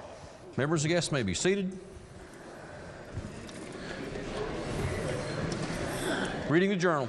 Journal of the House of Delegates, Charleston, Thursday, February 25th, 2021. Gentleman from the 43rd, Doug Thompson, is recognized. Mr. Speaker, I ask unanimous consent that the further reading of the journal be dispensed with and that it be approved as having been read. The gentleman from the 43rd asks unanimous consent that further reading of the journal be dispensed with and that it be approved as having been read. Are there objections? There are no objections. Introduction of guests. Lady from the 49th for an update on the calendar. Thank you, Mr. Speaker. On special calendar today, third reading, committee substitute for Senate Bill 11 to House calendar. Reports of standing committees. Your Committee on Health and Human Resources has had under consideration House Bill 2024, expand use of telemedicine to all medical personnel, and House Bill 2093, relating to exemptions for the United States Department of Veterans Affairs medical foster homes. Reports back committee substitute, therefore, with the recommendation that the committee substitutes each do pass. The report will be received. Your Committee on Health and Human Resources has had under consideration House Bill 2368, Melissa Smith's Law, creating patient visitation privileges. Reports the same back with amendment, with the recommendation that it do pass, that it be referred to the Committee on Judiciary. The report will be received and the bill will be referred to the Committee on Judiciary. Your Committee on Judiciary has had under consideration committee substitute for Senate Bill 277, creating COVID-19 Jobs Protection Act. Reports the same back with the recommendation that it do pass. The report will be received. Your Committee on Education has originated House Bill 2791, relating to enrollment and costs of homeschooled or private school students at vocational schools, reporting with the recommendation that it do pass. The report will be received. Your Committee on Education has had under consideration House Bill 2362, implementing trauma-informed practices in schools. Reports back to committee substitute, therefore, with the recommendation that the committee substitute do pass.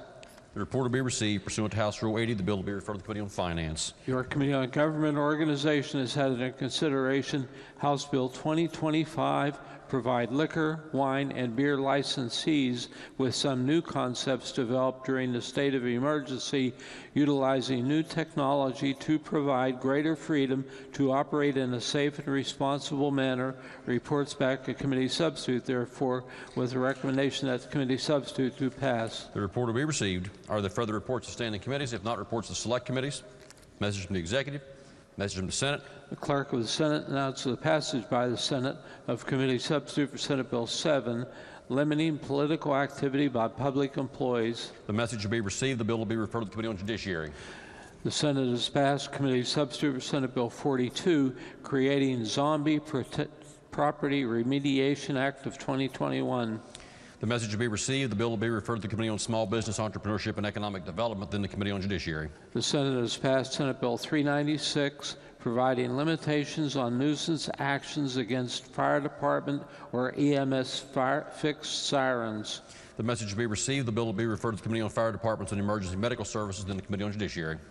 The Senate has adopted Senate Concurrent Resolution 6, United States Navy Seaman Second Class Wilbur Webb Hahn and John W. Hahn Memorial Bridge. The message will be received. The resolution will be referred to the Committee on Technology and Infrastructure, then the Committee on Rules. Are there further Senate messages? If not, resolutions. House Resolution 10, expressing the will of the House on the reopening of public schools for in-person learning. The resolution will be referred to the Committee on Education and the Committee on Rules. House Resolution 11, honoring pregnancy care centers. Resolution will be referred to the Committee on Health and Human Resources and the Committee on Rules. House Concurrent Resolution 12, Charles E. Jarvis Memorial Bridge. Resolution will be referred to the Committee on Technology and Infrastructure and the Committee on Rules. House Concurrent Resolution 13, Tech 5 United States Army Donald Tiny Lucas Memorial Bridge. The resolution will be referred to the Committee on Technology and Infrastructure, then the Committee on Rules. House Concurrent Resolution 14, proclaiming and making the fiddle the official musical instrument of the state of West Virginia. The resolution will be referred to the Committee on Education, then the Committee on Rules. House Concurrent Resolution 15, Rare Disease Day. Lady from the 49th. Thank you, Mr. Speaker. I ask unanimous consent that the committee reference be dispensed with and that the resolution be taken up for immediate consideration and put upon its adoption. The lady from the 49th asks unanimous consent that committee reference for HCR 15 be dispensed with, that the resolution be taken up for immediate consideration and put upon its adoption. Are there objections? There are no objections. The clerk will please report the resolution. House Concurrent Resolution 15, Rare Disease Day. Lady from the 49th. Thank you, Mr. Speaker. I ask unanimous consent to explain the resolution in lieu of having it read. Are there objections? There are no objections. Lady may explain the resolution. Thank you, Mr. Speaker. HCR 15 establishes a day of recognition for rare diseases. The question before the House is the adoption of the resolution. Are there members who wish to speak to the resolution? If not, those in favor of the a roll call has been demanded. Is the demand sustained? The demand is sustained. The question before the House is, shall the resolution be adopted? Those in favor of adoption will vote aye. Those opposed will vote no. The clerk will prepare the machine.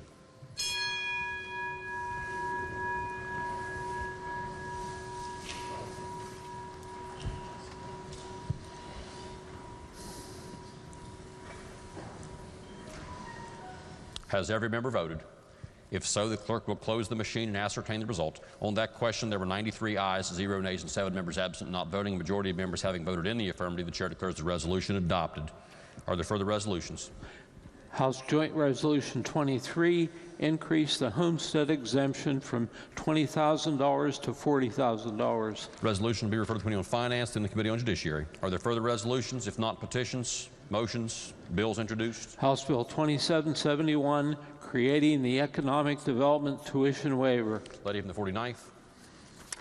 Mr. Speaker, I ask unanimous consent that the further reading of bills introduced be dispensed with and that each bill be considered as formally introduced and referred to the appropriate committees as indicated on the delegate console system. The lady from the 49th asks unanimous consent that further reading of bills introduced be dispensed with and that each bill be considered as having been formally introduced and referred to the appropriate committees as shown on the delegate console system. Are there objections? There are no objections. Unfinished business. Bills on third reading.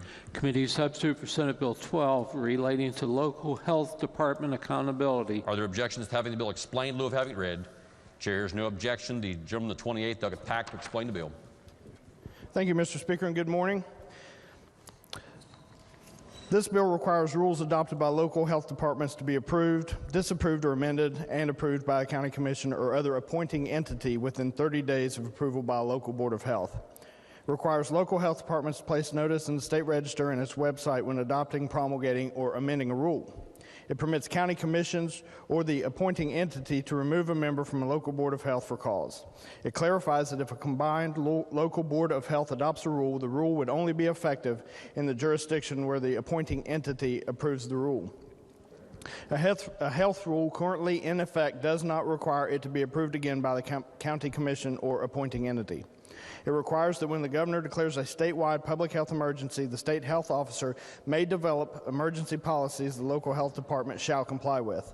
Finally, separate from the process above, it requires the Commissioner of the Bureau of Public Health to create an appeal process to review adverse decisions by local health departments to ensure a consistent interpretation of the rules.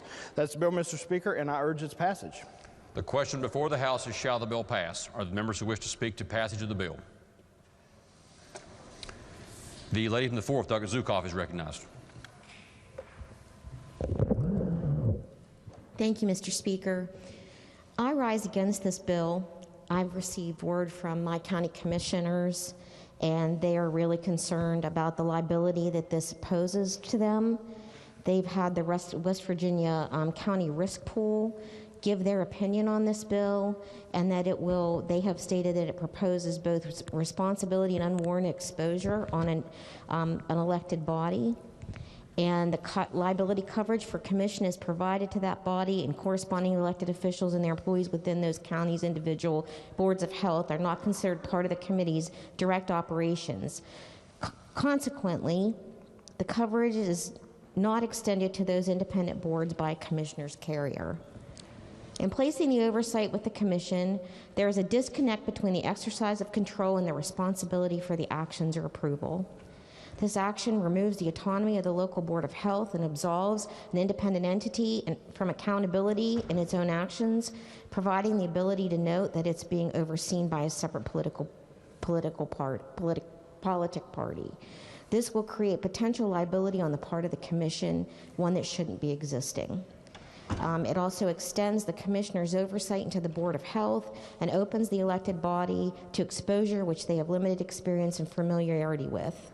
These bills are asking commissioners to become experts in providing health services and the regulations that guide them, and they don't have that experience. We have some really great county commissioners in my area. 2 of them actually have served in this body.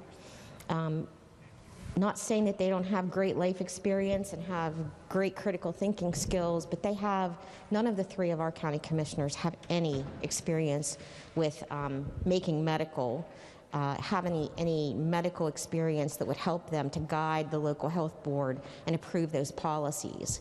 I think this is really a bad bill. I think it's going to unintentionally harm some of our counties and create liability issues, and I'm sure that was not the intent. I also sat in the committee when we heard someone from a county explain that there was great concern because during the pandemic there were some decisions made independently by counties regarding the pandemic, and they were hurtful to some individuals. And I think that's going to happen sometimes when you have a pandemic and nobody's known how to deal with that before. So we've taken care of that by saying during a pandemic, all of those folks have to follow the statewide rules that are overseen by folks at DHHR that understand the medical profession and the medical field. I think that we need to give those local boards local autonomy like they always have. There haven't been any issues regarding that, even within the pandemic. And I think we are asking our county commissioners to take on an undue burden that they're quite simply not experienced with. I'll be voting against this bill, and I would ask for all of you to do the same. Thank you. The gentleman of the 30th, Douglas Bates, is recognized. Thank you, Mr. Speaker. Would my friend from Raleigh just... Of course. Thank you, sir. Just procedurally, yesterday we adopted a strike and insert amendment from the floor that you offered. And so what I'm looking at... What did we do? It was not a strike and insert amendment. It was a comprehensive amendment, but it was not, in fact, a strike and insert. Okay, thank you. My questions are primarily procedural at this point. Okay. So what I'm trying to do is determine what we're actually voting on now. So the bill. If I look on the system, I see the Senate Bill 12, the engrossed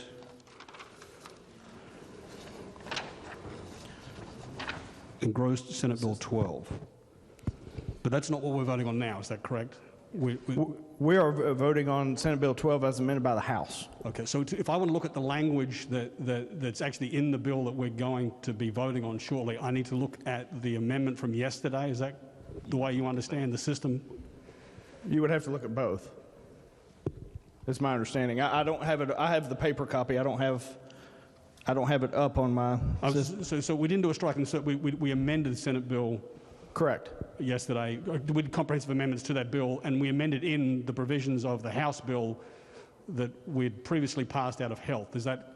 We amended in some of the provisions. Some of the provisions, and we kept some of the provisions, such as the last section of the Senate bill we kept, and I believe we kept the definitions as well. We also took out gross immorality in the definitions area because that's entirely subjective. So this is so we're going to be sending, just procedurally, we're going to take this bill, we're going to send it back to the Senate, and the posture of the bill would be they would either accept our amendments, or they could accept with further amendment, then send it back to us.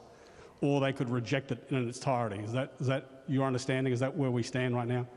So they could accept our amendment, they could accept with further amendment, or they could refuse to accept and demand that we recede, is my understanding.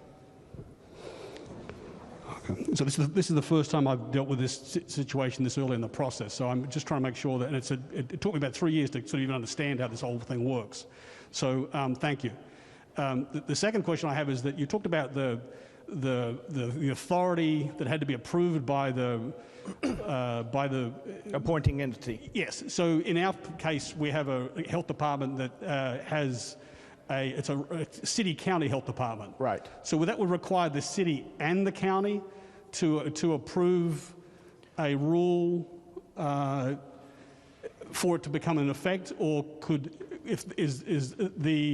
is one as good as two, or do you need both? Or they exist independent of one another in this instance. So in our case, the Beckley-Raleigh County Board of Health would propose a rule, and Beckley Council, if they are the appointing entity, would have the ability to approve, amend and approve, or reject, and that would take effect for the jurisdiction in which Beckley City Council has jurisdiction over, so the city limits.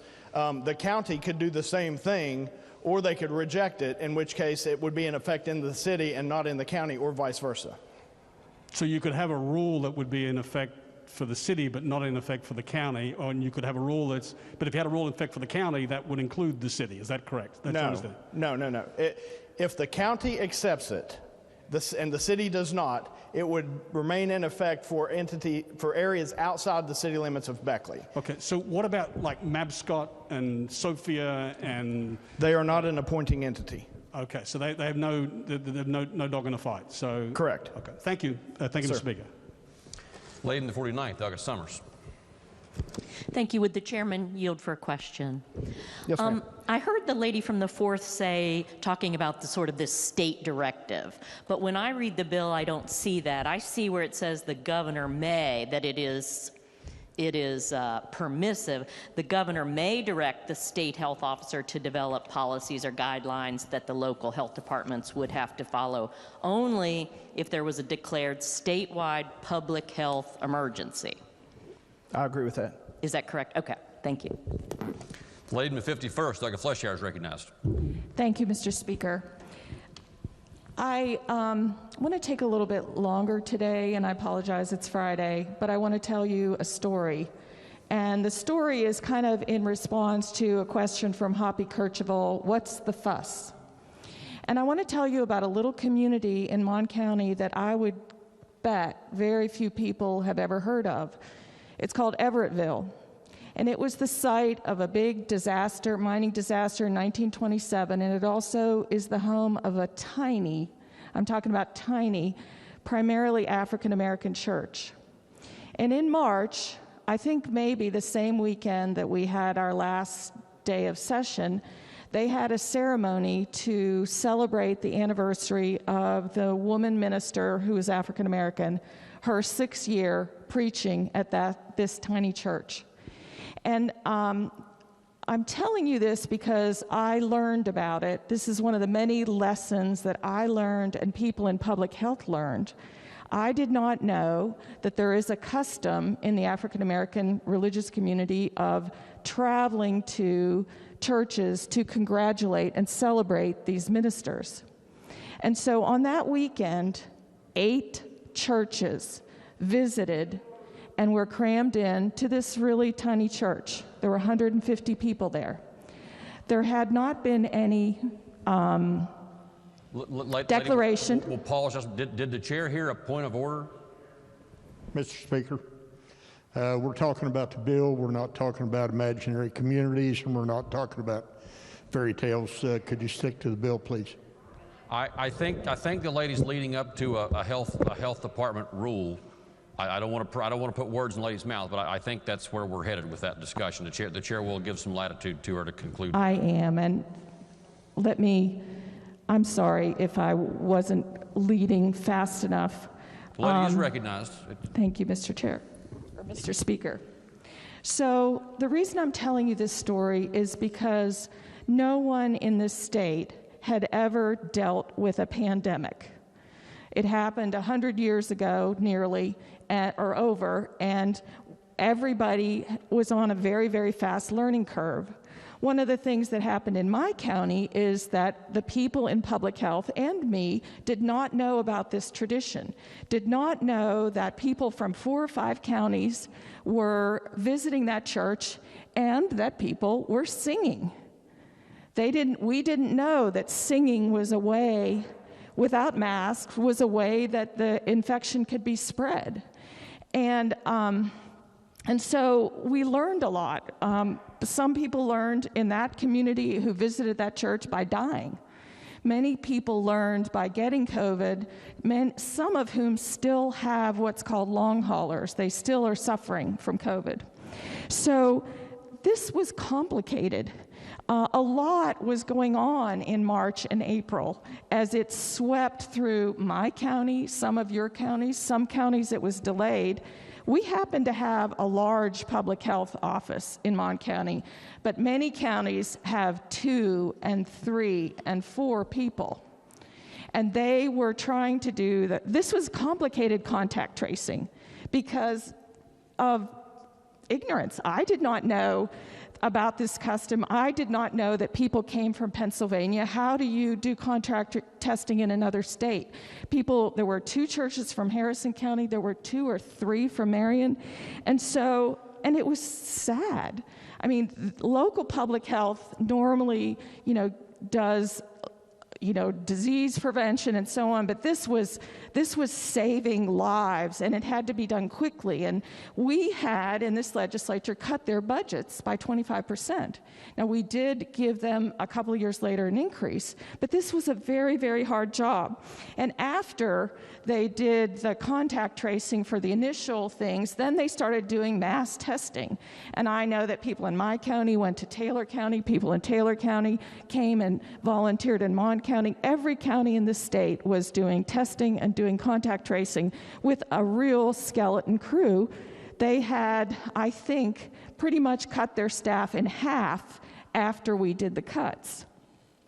So people in this little community of Everettville are still reeling from sadness, from symptoms, and so are the people in public health because of what they had to deal with. Now, I don't know whether this bill is the right solution and I'm not even sure what the problem is. But what I do know is that normally, because I've been on the health committee over 2 decades, normally when we have a problem, we identify the problem and then we study it. And this hasn't been studied. There are a lot of complicated things to be studied about public health. No county is the same in terms of funding. Some counties have a levy, some counties have money from the city, some counties don't. Some counties get certain amount of money from the state, they get certain amount of money from the feds. All I know is they did not have enough people to deal with a pandemic. And unfortunately, I don't think we really consulted with them. That's what you normally do when you study a problem. You consult with the stakeholders. And in this case, the local public health departments and the counties are both opposed. Now, I don't think anyone intended that this bill would cause harm. I mean, I think the solution, in theory, makes logical sense. But I think there's a timing problem. These people have been working weekends since last March. And they've been working at half the staff that they used to have. And many of them are reaching retirement age. We've had several directors flat out resign. I know that Raleigh County's director resigned. And we think we know better. But I think we don't know the reality of what these people experienced this year. And as they worried about something like this would happen, that's what one of the departments is threat preparedness. And so I hope we don't pass this bill. I think it's a real slap in the face two very dedicated public servants who have helped all of us. Those of us here who didn't get COVID, we can be thankful to them because of their work. And I think we need to ask that question, who are we helping and who are we hurting? And I just think we don't have to do this right now. The timing is bad in terms of people that we all owe a really big thanks to. Instead of thanking them, we're slapping them in the face. We're saying, you didn't do a good enough job, and we have to have somebody over top of you that you're going to have to ask permission from, and that two layers, the county and the state government. And that may be the right solution, but I don't think today is the day. I don't think this year is the year that we should do that, because we're still in a pandemic. We still have variants. We still have people that aren't vaccinated, and these are the people that are helping us vaccinate our family members and our neighbors to avoid the pandemic. So I urge a no vote, and if we end up passing this, I really think the governor should veto it, and that we should thoroughly study this like we normally do. We don't have to do this right now, and I urge a no vote. The lady from the 41st, Doug Tully, is recognized. Good morning, Mr. Speaker. I'd like to address a point and also speak to the bill. Please recognized. All right, thank you. The bill states that a member of the appointing authority will serve as an ex officio on the Board of Health. I feel that coordination and collaboration between county entities will bring forth better results. The lady from the 51st mentioned that we had never been through a pandemic. Well, that in fact is false. We went through a pandemic in 2010, 2011, when we had the H1N1 pandemic. It indeed was a pandemic.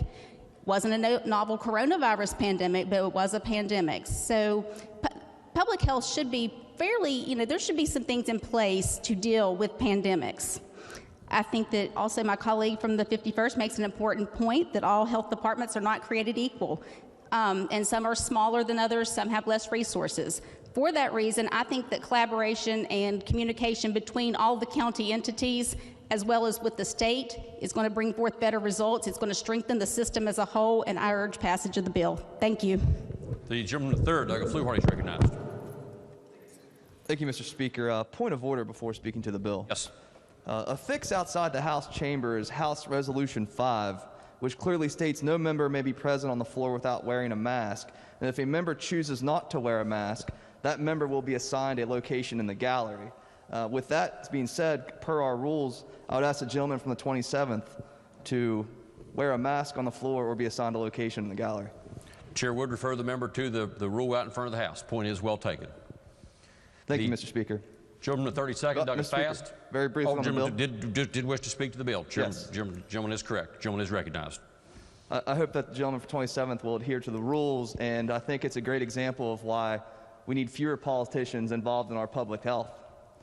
We've had no masks, we've had mesh masks, and we've had whatever the senator from the 11th is wearing over there. I mean, come on, guys. This is not the time.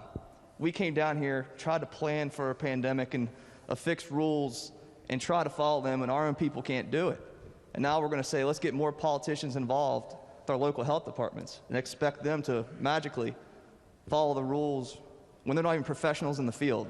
So I'll stick with the professionals and not the politicians. I'll be voting against the bill. Thank you, Mr. Speaker. The gentleman the 32nd, Doug Fast, is recognized. Thank you, Mr. Speaker. To clarify, we can remove our mask when we're addressing the House, correct? That is provided in the rule. Thank you, Mr. Speaker. Would the chairman please yield? Yes, sir. I'm getting a little confused from the comments and the statements that have been made here this morning. This bill, is it not, is primarily to allow elected county commissioners to approve or disapprove or amend rules promulgated by a local county health department. That's correct. It's fundamentally no different than what we do here with legislative rulemaking review. Thank you. Thank you. I'd like to speak to the bill. There has been a statement that this would create liability for county commissioners. And I would like to point the body to 2912A5, which is called the section Immunity from Liabilities. A political subdivision is immune from liability if a loss or claim results from 1, 2, 3, 4, adoption or failure to adopt a law, including but not limited to any statute, charter, provision, ordinance, resolution, rule, regulation, or written policy. So that's pretty clear language right there. There would not be liability to a county commission for approving, disapproving, or amending a rule promulgated by a local health department. As the chairman just stated, we do that here on the state level. We have multiple agencies that present rules, and it has been said on both sides of the aisle that that is a blessing for the state of West Virginia, that these rules are not just put forth by the agency and then that becomes law. No, those rules have to be approved by this legislature. That is really unique, and that is a powerful statement that the legislature is going to give oversight to these rules that are presented by agencies. But for that, the agency promulgates a rule and it becomes law. And there is case law that a rule set for a rule by an agency has the force and effect of law.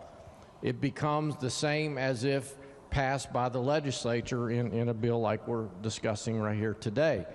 So the fact that the legislature oversees this is of great importance.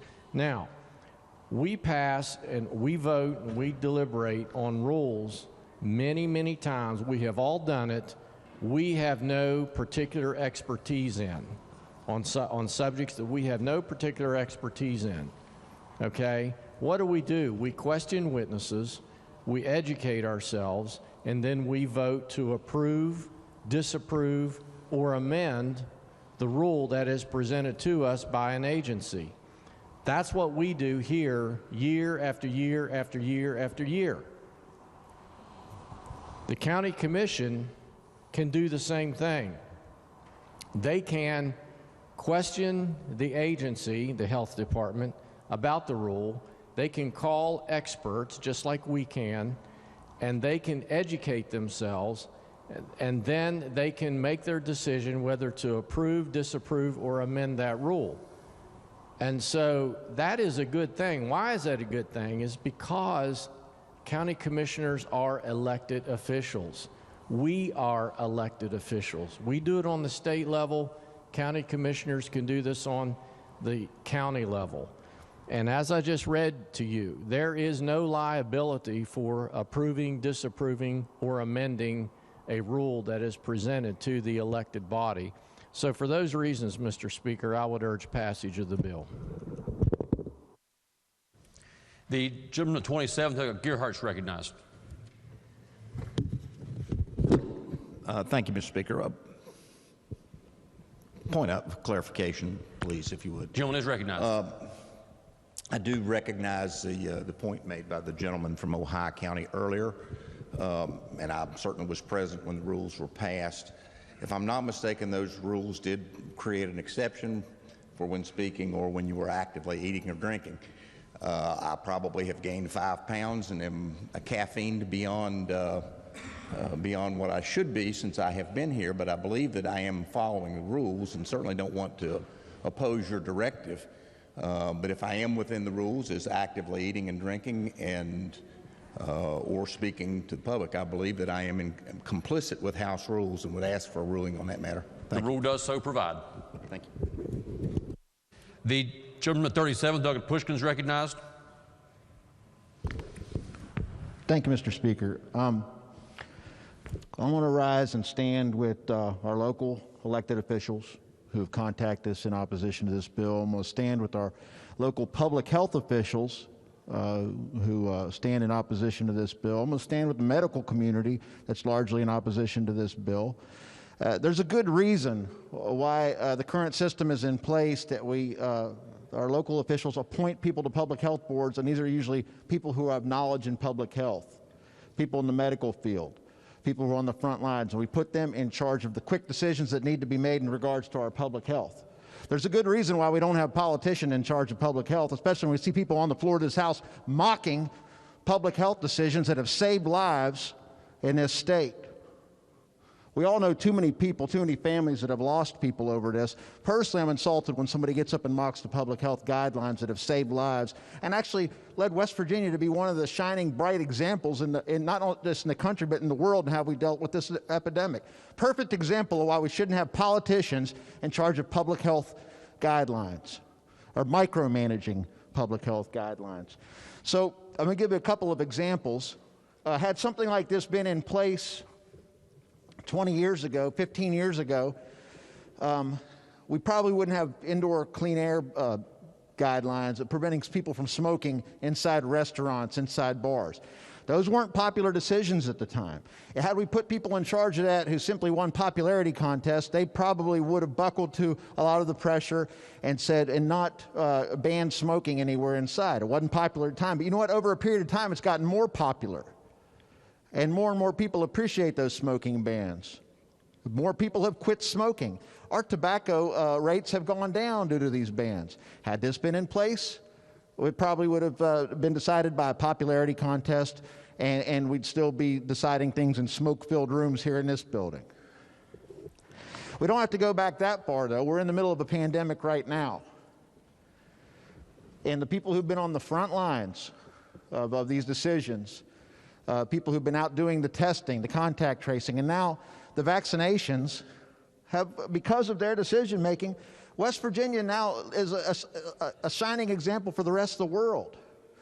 We are first, for the first time in anything that I can remember, we are first in getting these vaccines out. We are leading the rest of the country in dealing with this pandemic. And now this bill seeks to snatch defeat out of the jaws of victory and insult the people who have been on the front line, saying, you don't know best, we know best, even though we can't even put a mask over our face on the floor of the House. We know best. And your local elected officials, they don't want the bill either. And what's really confusing to me is just a couple short days ago, the same people who we couldn't trust with a decision about a plastic cup or a straw, we now want to put them in charge of every public health decision made in our counties. This is not the time or the place. These people got to be able to make quick decisions. The decisions they have made, while sometimes unpopular, have saved lives. We are now first in the nation. You want to go back to 50th? Vote for this bill. I'm voting against it. The gentleman from the 28th delegate pact, closed debate on the bill. Thank you, Mr. Speaker. Mr. Speaker, I'm offended. No, I'm not. If I were easily offended, I would be offended, but I am not. I'm not offended, Mr. Speaker. That's false. The assertion has been made here that this bill does a number of things, and that your Committee on Health has brought forth this bill with the intent of dismantling public health. Mr. Speaker, that could not be anything further from the truth. We heard a number of arguments today, and I'd like to go through those briefly. My colleague from the 32nd mentioned the rulemaking authority, but I would point out to the lady from the 4th that the county commissioners in whom she referenced that served in this body also exercised rulemaking reviews, so I feel confident that they are capable of doing that at the county level. It's been posited this day that this wasn't studied, that perhaps this was just a willy-nilly idea that we rolled out because that's what we do. Well, that's false. That's false that this wasn't studied. You know, we have a tendency in this body to overcomplicate things, right? We take everything to the logical extreme, which oftentimes isn't helpful. The point of the bill is simply this, that in a time of a public health emergency statewide, you ought to be able to go to local health departments and get consistent answers. You ought not deal with a multitude of health departments and get a multitude of answers to the same question. That's what this bill is intended to address. When the County Commission Association addressed the Committee on Health, you know what their response to the question, why do you oppose this? We just don't want to have to make that decision. We don't really want to go on the board. You know, there was a time when all the votes in this body were voice votes. Boy, wasn't that the day. When we could sit here quietly in our chair and say yay or nay and nobody ever know where we stood on a position. Well, those days have changed. These days it's fixing to change. It's completely within the realm of public health of appointing entities, county commissions, city councils, etc., to merely affirm the position of the boards that they appoint. We're not asking them to make public health decisions. The County Commission Association and the Committee on Health told us this very words. We completely support our local boards. Cool. Vote aye. That's all you got to do, right? Have a rule. But it is inherently democratic that these rules come before an elected body. I also heard that this is not the year to do this. When is it ever the year to do anything, right? We can always kick this down the road. We'll do it next year, it's hard. Well, next year's an election year, we can't do that, so we've got to kick it again. So we'll do it in 2023, because that's not an election year, but then something else will be going on and we'll have to kick it again. We are paid, we are elected to make tough decisions. I don't think this is a tough one, but apparently it is. I'm going to push the green button, and I urge you to do the same. Thank you, Mr. Speaker. The question before the House is, shall the bill pass? Those in favor of passage will vote aye. Those opposed will vote no. The clerk will prepare the machine. The following have paired in accordance with House Rule 43. Delegate Hardy, yea. Delegate Barrett, nay. Delegate Haynes, yea. Delegate Hanna, nay. Has every member voted?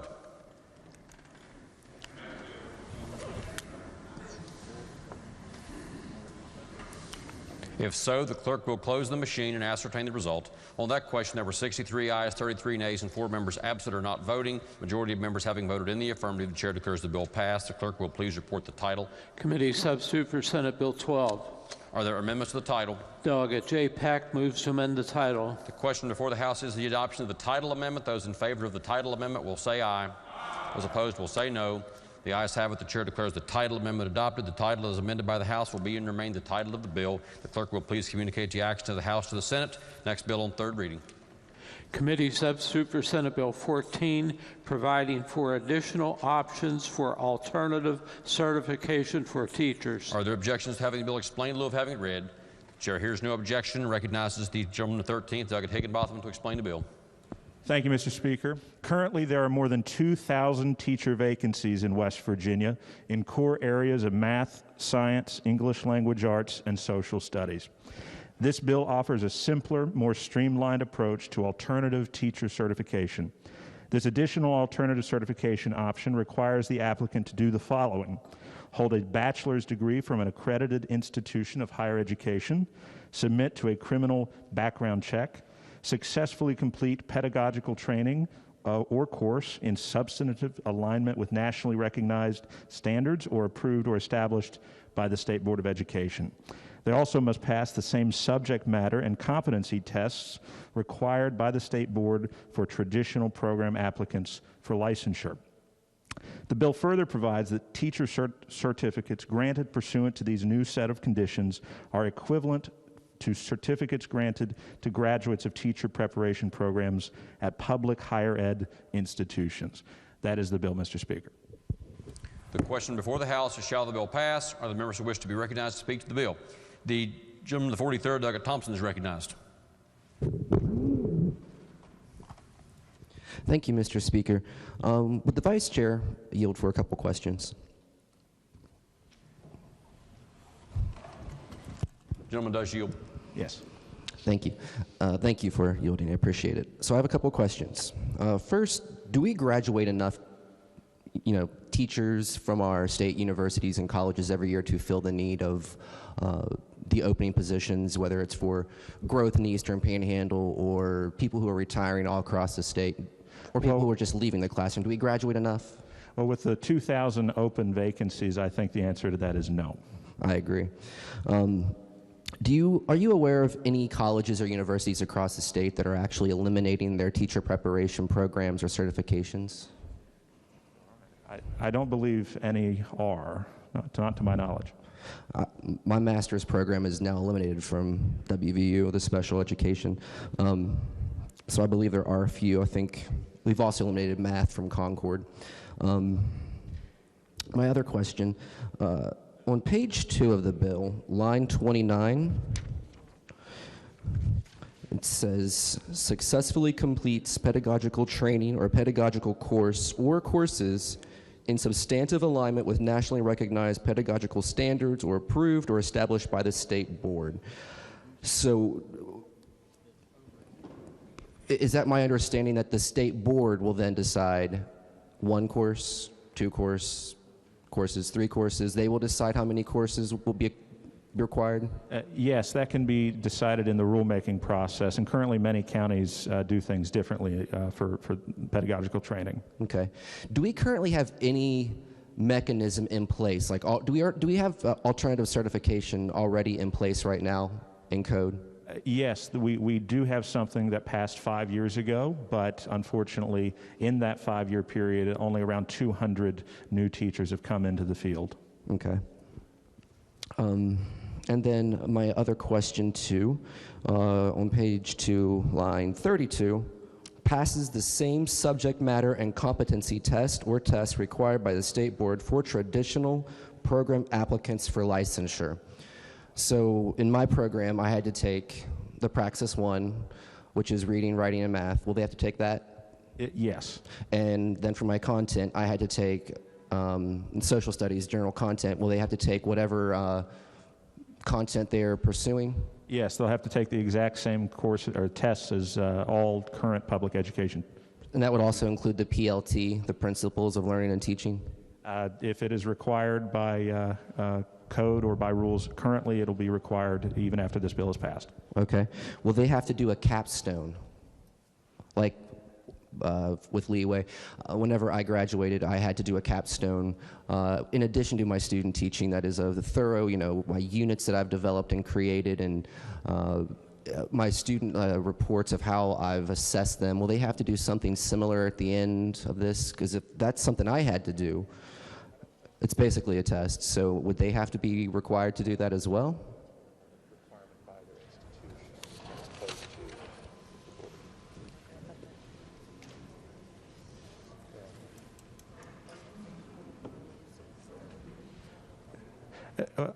They could put that in the rules. However, it's my understanding that is more of a requirement by your institution that you graduated from. I'm not aware of a capstone being required to enter the field of teaching. Okay. Thank you, Mr. Vice Chairman. I appreciate it. Speak to the bill. Gentleman is recognized. Thank you, Mr. Chairman. I'm going to speak against this bill because currently we already have avenues for alternative certification in this state for people who are not currently certified to become teachers. And I understand we definitely have a massive shortage of teachers in this state. And I see it every day, teachers leaving the classroom. We graduate people out of these teacher preparation programs all across the state from all of our districts, Marshall University, WVU, Fairmont, Davidson Elkins College. We have these programs across the state, and we graduate bright young people who are West Virginians, and some people who come here from out of state and they want to teach here. However, what we're seeing is a lot of teachers are retiring right now, or they're going in the Eastern Panhandle. They're going 10, 15 miles down the road to make significantly more. But also, we just need to let teachers teach. We have some major problems, and I would love to get to work on those with you guys. Let's talk about the issues we face in the classroom when it comes to behavior. Let's talk about issues when it comes to just letting teachers teach. Just making it so every single person off the street with a bachelor's degree can teach is not going to do any favors for our students. Just because you might know something doesn't mean you can teach something. And I want to read a list of courses to you. I'm not going to read every single one. That's way too many. But these are some courses I took when I was going through my teacher preparation program that will not be required. As I really don't think they're going to require every single one of these courses for these alternative certification applicants. Instruction in technology and computing, educational psychology for the developing learner, a level 1 clinical experience, children with exceptionalities, classroom assessment, schools in a diverse society, critical reading, writing, and thinking, teaching middle childhood learners, instruction in classroom management in secondary education or elementary education, differentiated instruction, instructional methods, a level 2 clinical experience, and your student teaching capstone. Those are specific pedagogical courses that help you learn how to teach. Do you guys have any idea what it's like to learn how to assess? I thought I did before I took the course. And then my mind was blown. Looking at assessment, looking at deficits and how to rectify those deficits. I may know the content. I love geography. I can teach geography all day long, or I know geography all day long, but if I don't know how to teach it and how to certify and rectify those deficits in students' learning, or how to teach students with exceptional needs, students who have a learning disability. 1/3 of our students at my school have an IEP. I modify their assignments, and I modify them so that they learn the most efficient and best way. Differentiated instruction. We all learn differently. I learn visually and kinesthetically. Some people learn orally. But you can't teach in one method in your classroom and have an expectation that students are going to all learn. These are courses that are very important to our students and very important for the students who are going through the teacher preparation programs. So I'm going to urge rejection of this bill. I think we can do some better. There's some better ways of how we can get people into the classroom. And I have no problem with doing a permit, letting them get hired, take their courses, kind of like what we currently have right now already in place. I was on a permit teaching math. I had to take courses in mathematics. I'm okay with that. But just allowing anybody with a bachelor's degree who has no experience teaching, no experience in the classroom, it's not right. Let's do our kids some favors instead of some of these bad ideas that come from down the hall. Let's do some good things. Thank you, Mr. Speaker. The gentleman from the 26th, Douglas Evans, is recognized. Thank you, Mr. Speaker. I was doing a little math in my head there. Will my friend from the 13th yield just for a moment? Certainly. Are you absolutely sure on the 2,000 teachers we're missing? That is the number from, I believe, the Department of Education. Yes. I'm kind of looking at the state board site right now that lists all the openings, and I don't think that's going to add up to 200, much less 2,000. Well, that's the number. That is the number we got from the department. And then as I look at another site that I was checking out here, they listed about whether they were certified or not, about 863 jobs over the past 2 years. So I don't know that the 2,000 is actually accurate, but you're my friend, and I don't want to argue with you about that, but I'm just not sure that that's accurate. Well, as I said, that is the number we got from the department. So. Thank you, sir. May I speak to the bill? The gentleman is recognized. Thank you, Mr. Speaker. Teach for America, you've probably heard of that a couple of years ago. They recruited over 8,000 teachers to work alternatively in schools in the United States.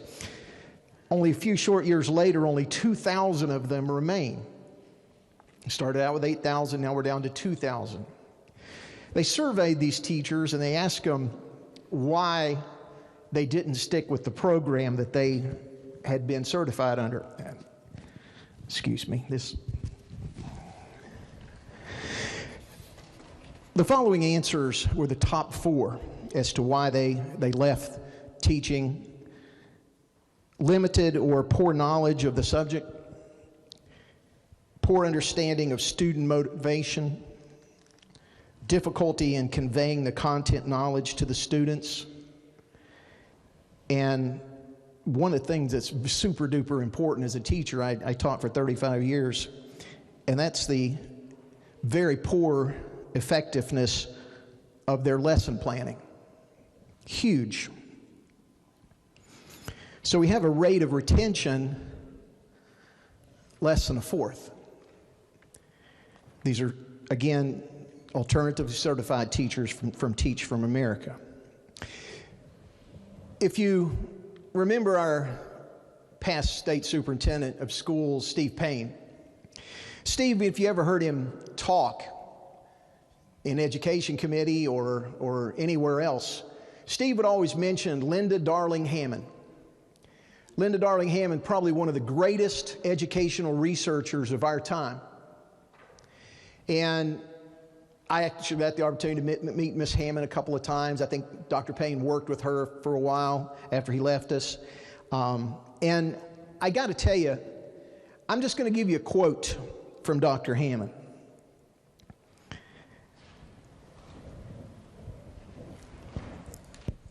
Fast-tracking teachers has a negative impact.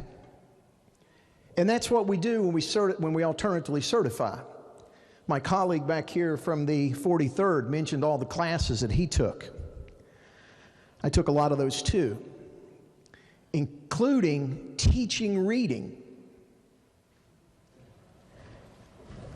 I don't know that our current alternative certification teaches these new teachers to teach reading. If you're a teacher and you teach in the 8th grade, do you know that you have 8 different reading levels in that classroom? 8 different ones. You got to deal with that. Our alternatively certified teachers are not being given that training. According to Linda Darling Hammond's research, students that are taught by alternatively certified teachers score 6 points less on the ACT and the ACT. Now, this is not my information, this is hers. Our best teachers generally hit their stride about 4 years into the profession. Probably took me longer than that. Then I got lucky and did okay. 4 years. These teachers aren't going to last that long. We are seeing an exodus from the teaching profession as quick as some of them can do it. That's not what they thought it would be. I have a dear friend who became a science teacher at a local middle school in McDowell County. And he had a degree in science, but it wasn't a teaching degree in science. He knew a little bit about the content level. Fortunately, he wasn't teaching some of the upper classes like chemistry, which he came to me one day and said, I can't do this. He wasn't teaching the classes like advanced placement biology that he would not have been able to do. Hours and hours and hours of homework would be required of him every day, in his words, just to be ready to go the next day. If it takes 4 years to hit her stride, what chance do some of these alternative teachers have? They have to pass a content standard test. What, is it a couple of 3 years? Gentleman for 13th, I think they said it was a couple of 3 years. Is that right? He's shaking his head, yes. So if they're not hitting their stride before 4 years, how are they going to pass this test, this content test?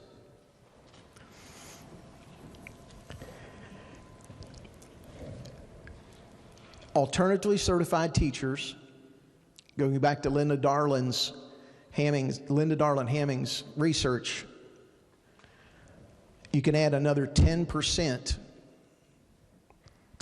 more loss as far as content knowledge goes on the ACT and SAT test.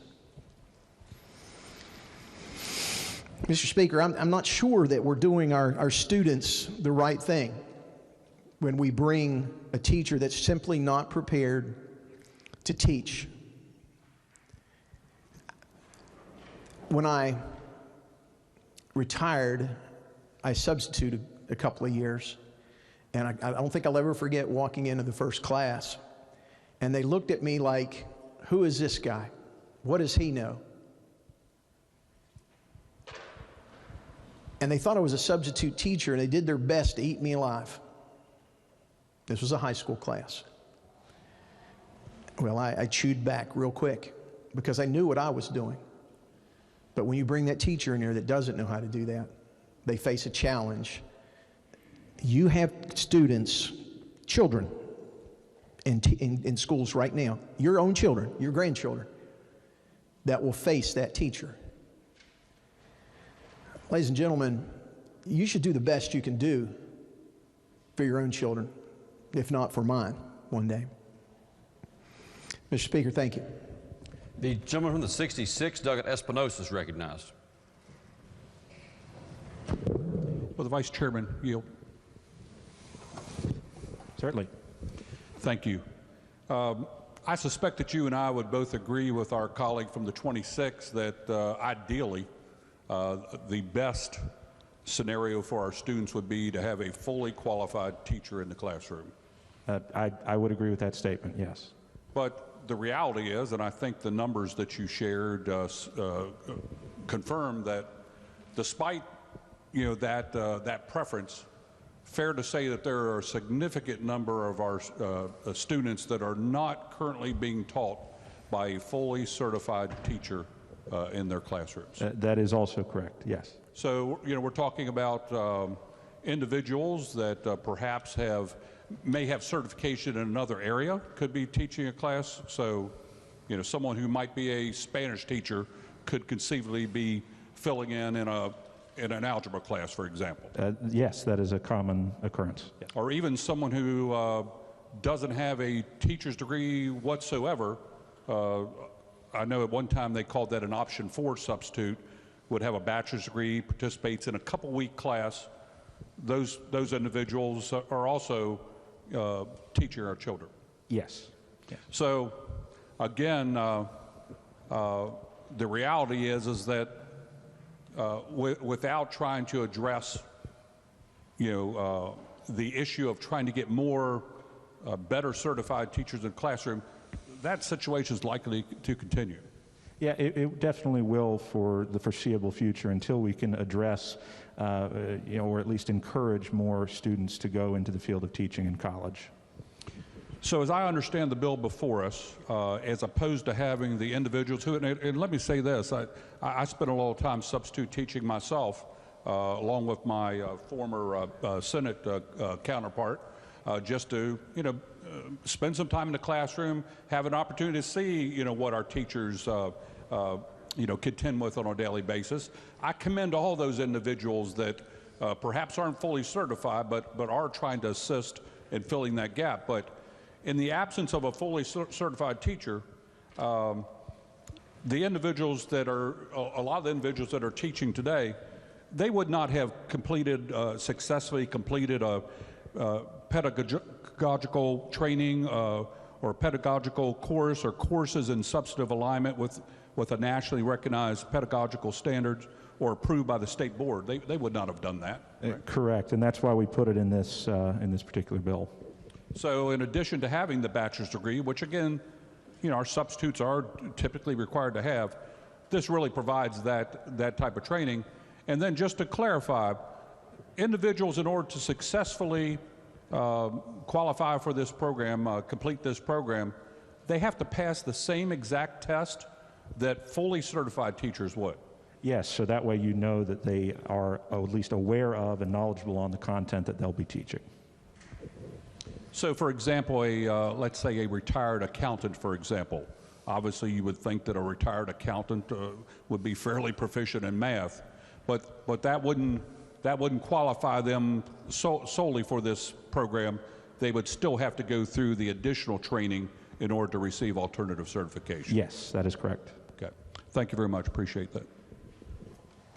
Gentleman, the 67th, Doug Doyle is recognized. Thank you, Mr. Speaker. I oppose the bill, and in explaining to you why I'm going to oppose it, I'd like some leeway to wander a little at the beginning to give some background to those reasons. About 30, 40 years ago, our state was recognized all over the country for the excellence of our teacher training programs in our tertiary institutions. Fairmont, West Liberty, Shepherd, West Virginia State, Concord, Glenville, Bluefield State. Someone could graduate from those teacher training programs and go to most other states in the union and be hired on the spot. The presumption was, if that person came from one of those institutions, they were good. That was a very different standard than many of the states had of their own teacher training institutions. Ours were perceived as the best. I was in this body 20 years ago when people began saying, we've got to eliminate some of these teacher training programs because we don't have that many vacancies, and these kids are graduating and going to other states to teach, and why should we be training kids to teach in other states?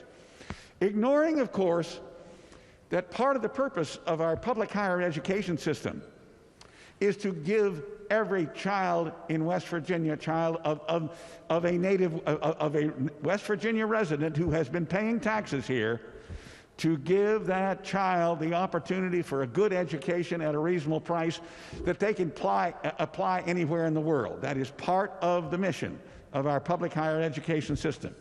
Well, the legislature came short, thank God, of passing a law saying cut these things out. But many of them, as a result of that debate,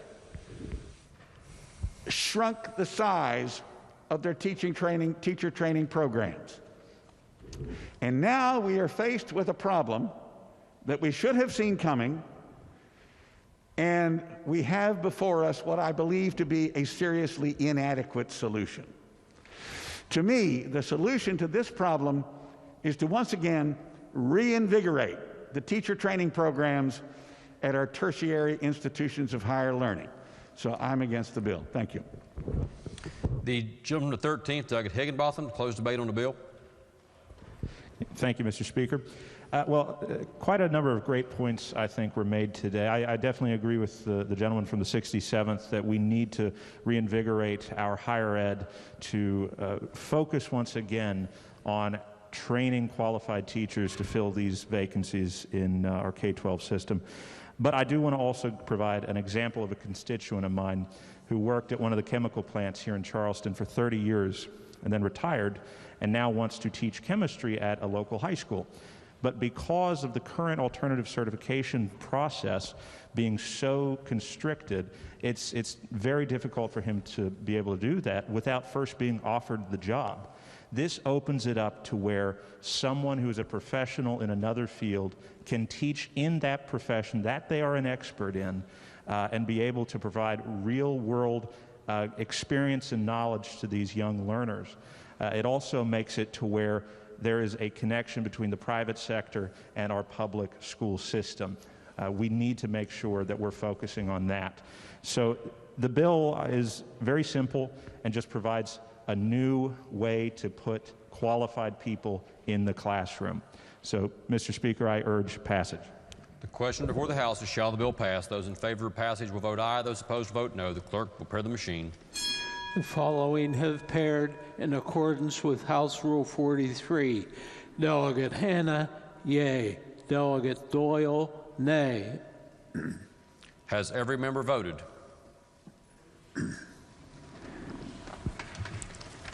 If so, the clerk will close the machine and ascertain the result. On that question, there were 68 ayes, 27 nays, and 5 members absent, not voting. Majority of members voting in the affirmative. The chair declares the bill passed. The clerk will please report the title. Committee Substitute for Senate Bill 14, providing for additional options for alternative certification for teachers. Are there amendments to the title? If not, the title as read by the clerk will be and remain the title of the bill. The clerk will please communicate the action of the House to the Senate. Next bill on third reading. House Bill 2265, relating to collaborative pharmacy practice and updating rulemaking authority. Are there objections to having the bill explained in lieu of having it read? Chair hears no objection and recognizes the gentleman of the 17th, Doug Rohrbach, to explain the bill. Thank you, Mr. Speaker, and good afternoon, ladies and gentlemen. Before us is a bill that shifts the rulemaking authority concerning collaborative pharmacy practices from the Board of Medicine and the Board of Osteopathic Medicine to the Board of Pharmacy. This rule is now to be promulgated by the Board of Pharmacy after receiving advice from the boards of medicine and osteopathic medicine. Mr. Speaker, I urge passage. Question before the House is, shall the bill pass? Are the members who wish to speak to passage of the bill? If not, those in favor of passage will vote aye. Those opposed will vote no. The clerk will prepare the machine.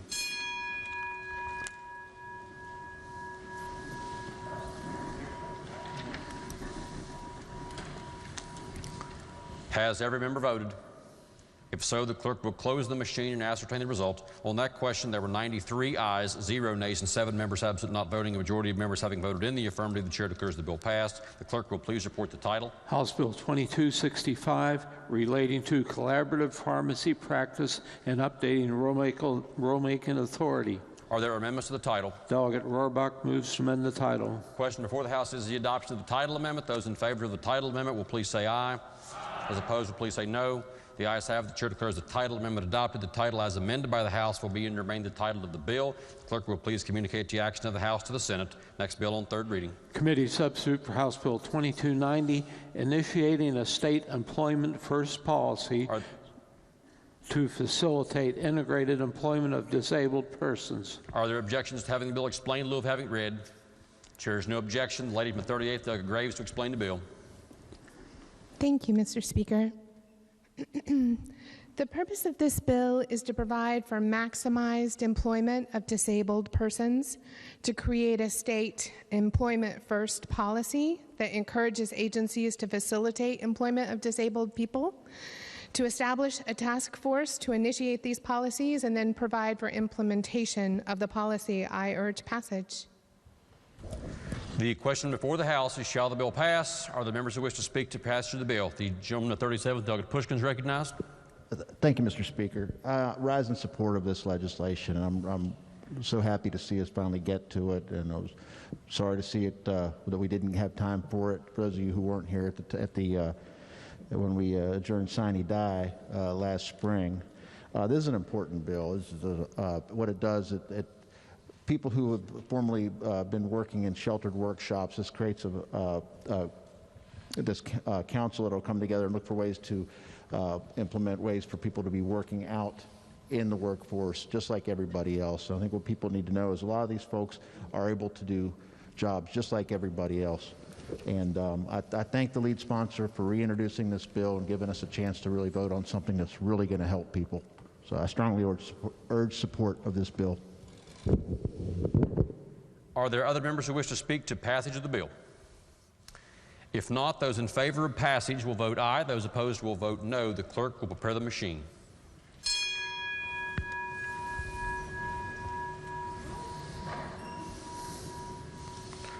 Has every member voted?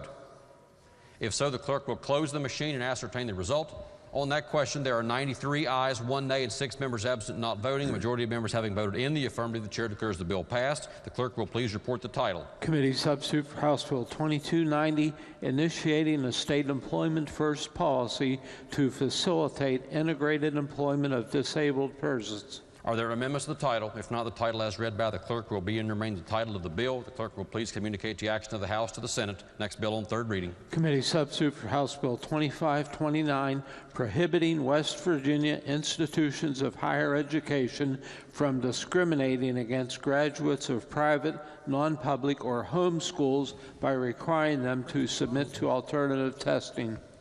Are there objections to having the bill explained in lieu of having it read? Chair hears no objection. The gentleman of the 13th, Delegate Higginbotham, to explain the bill.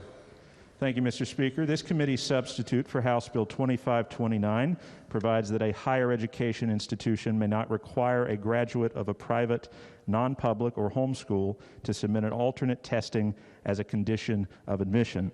It also provides that a person who has obtained a diploma or other appropriate credentialing may not be rejected for admission to a higher education institution solely because their secondary education was not accredited by the state board or any accrediting agency approved by the board. That is the bill, Mr. Speaker. The question before the House is, shall the bill pass? The gentleman of the 16th, Delegate Hornbuckle, is recognized. Thank you, Mr. Speaker. I would urge passage on this vote. While I am very proud that in my district, neither Marshall University or Mountain West Community and Technical College have ever fallen afoul of this. I do think we do need to be cognitive of people being discriminated against, especially in this day and age. So I definitely support the gentleman, the lead sponsor on it, and this seeks to provide opportunity to our homeschool students, again, making sure that they're not discriminated against. So I urge passage. The gentleman to 36, Doggett Rowe. If the gentleman would answer a question. As I understand it, this just applies to admission, but the school still could screen for remedial classes or remedial math or English, that sort of thing, correct? Yeah, they could do that as well as the traditional SAT or ACT scores. So it is only an application, the application process. So it's just admission, not screening to help the students get into the right? No, just evidence. admissions.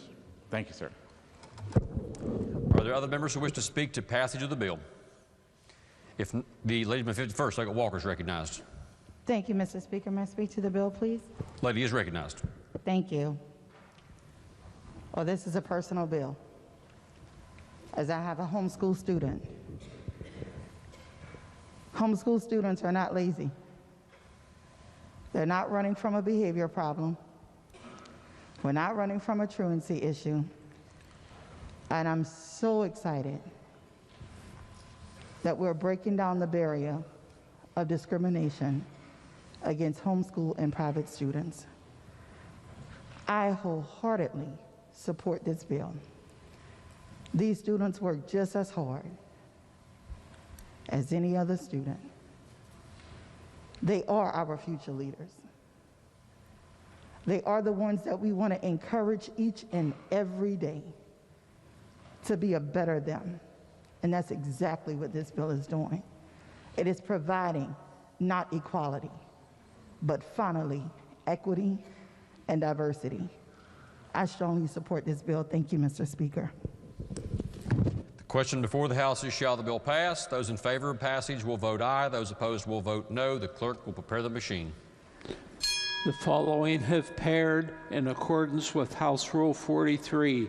Delegate Hanna, yea. Delegate Doyle, nay. Has every member voted? If so, the clerk will close the machine and ascertain the result. On that question, there were 94 ayes, 1 nay, and 5 members absent not voting. Majority of members having voted in the affirmative, the chair declares the bill passed. The clerk will please report the title. Committee substitute for House Bill 2529, prohibiting West Virginia institutions of higher education from discriminating against graduates of private, non-public, or home schools by requiring them to submit to alternative testing. Are there amendments to the title? If not, the title as read by the clerk will be and remain the title of the bill. The clerk will please communicate the action of the House to the Senate. Are there further bills on third reading? If not, bills on second reading. Committee substitute for Senate Bill 272. Lady in the 49th.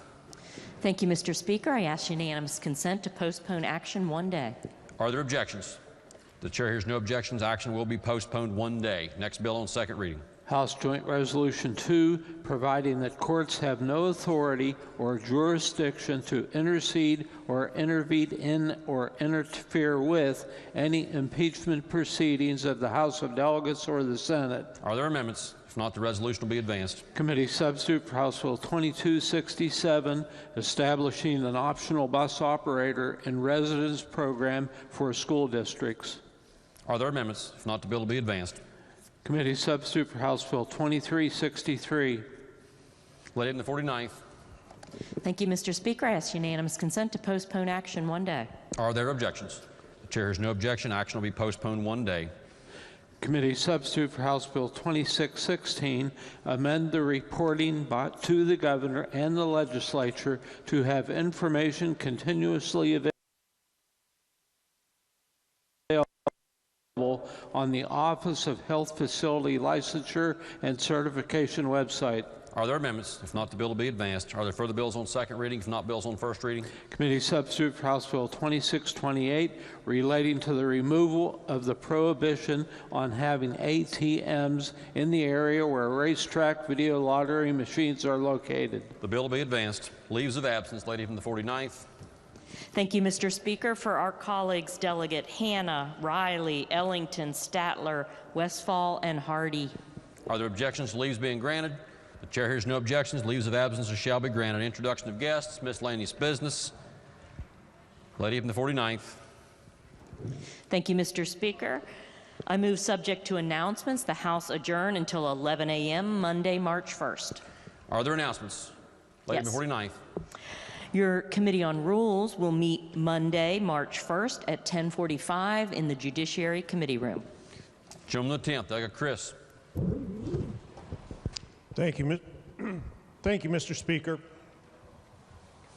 49 years ago this morning, one of the country's worst mining-related disaster occurred in Buffalo Creek, Logan County.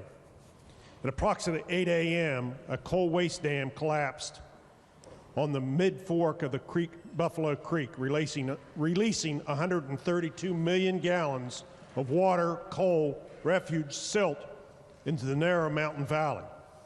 Within 2 minutes, the black wave plowed downstream into 2 other coal waste dams and a burning coal refuge pile.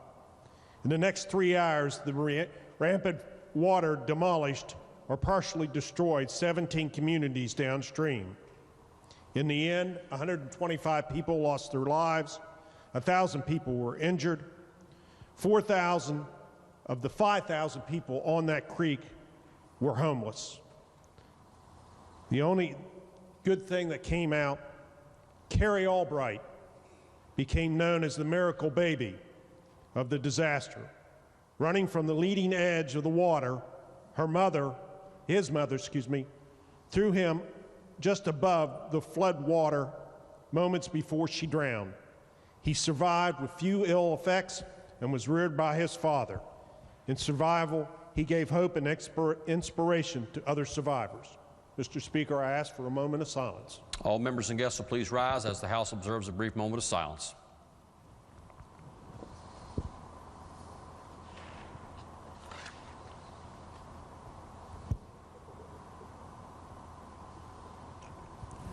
Members and guests may be seated.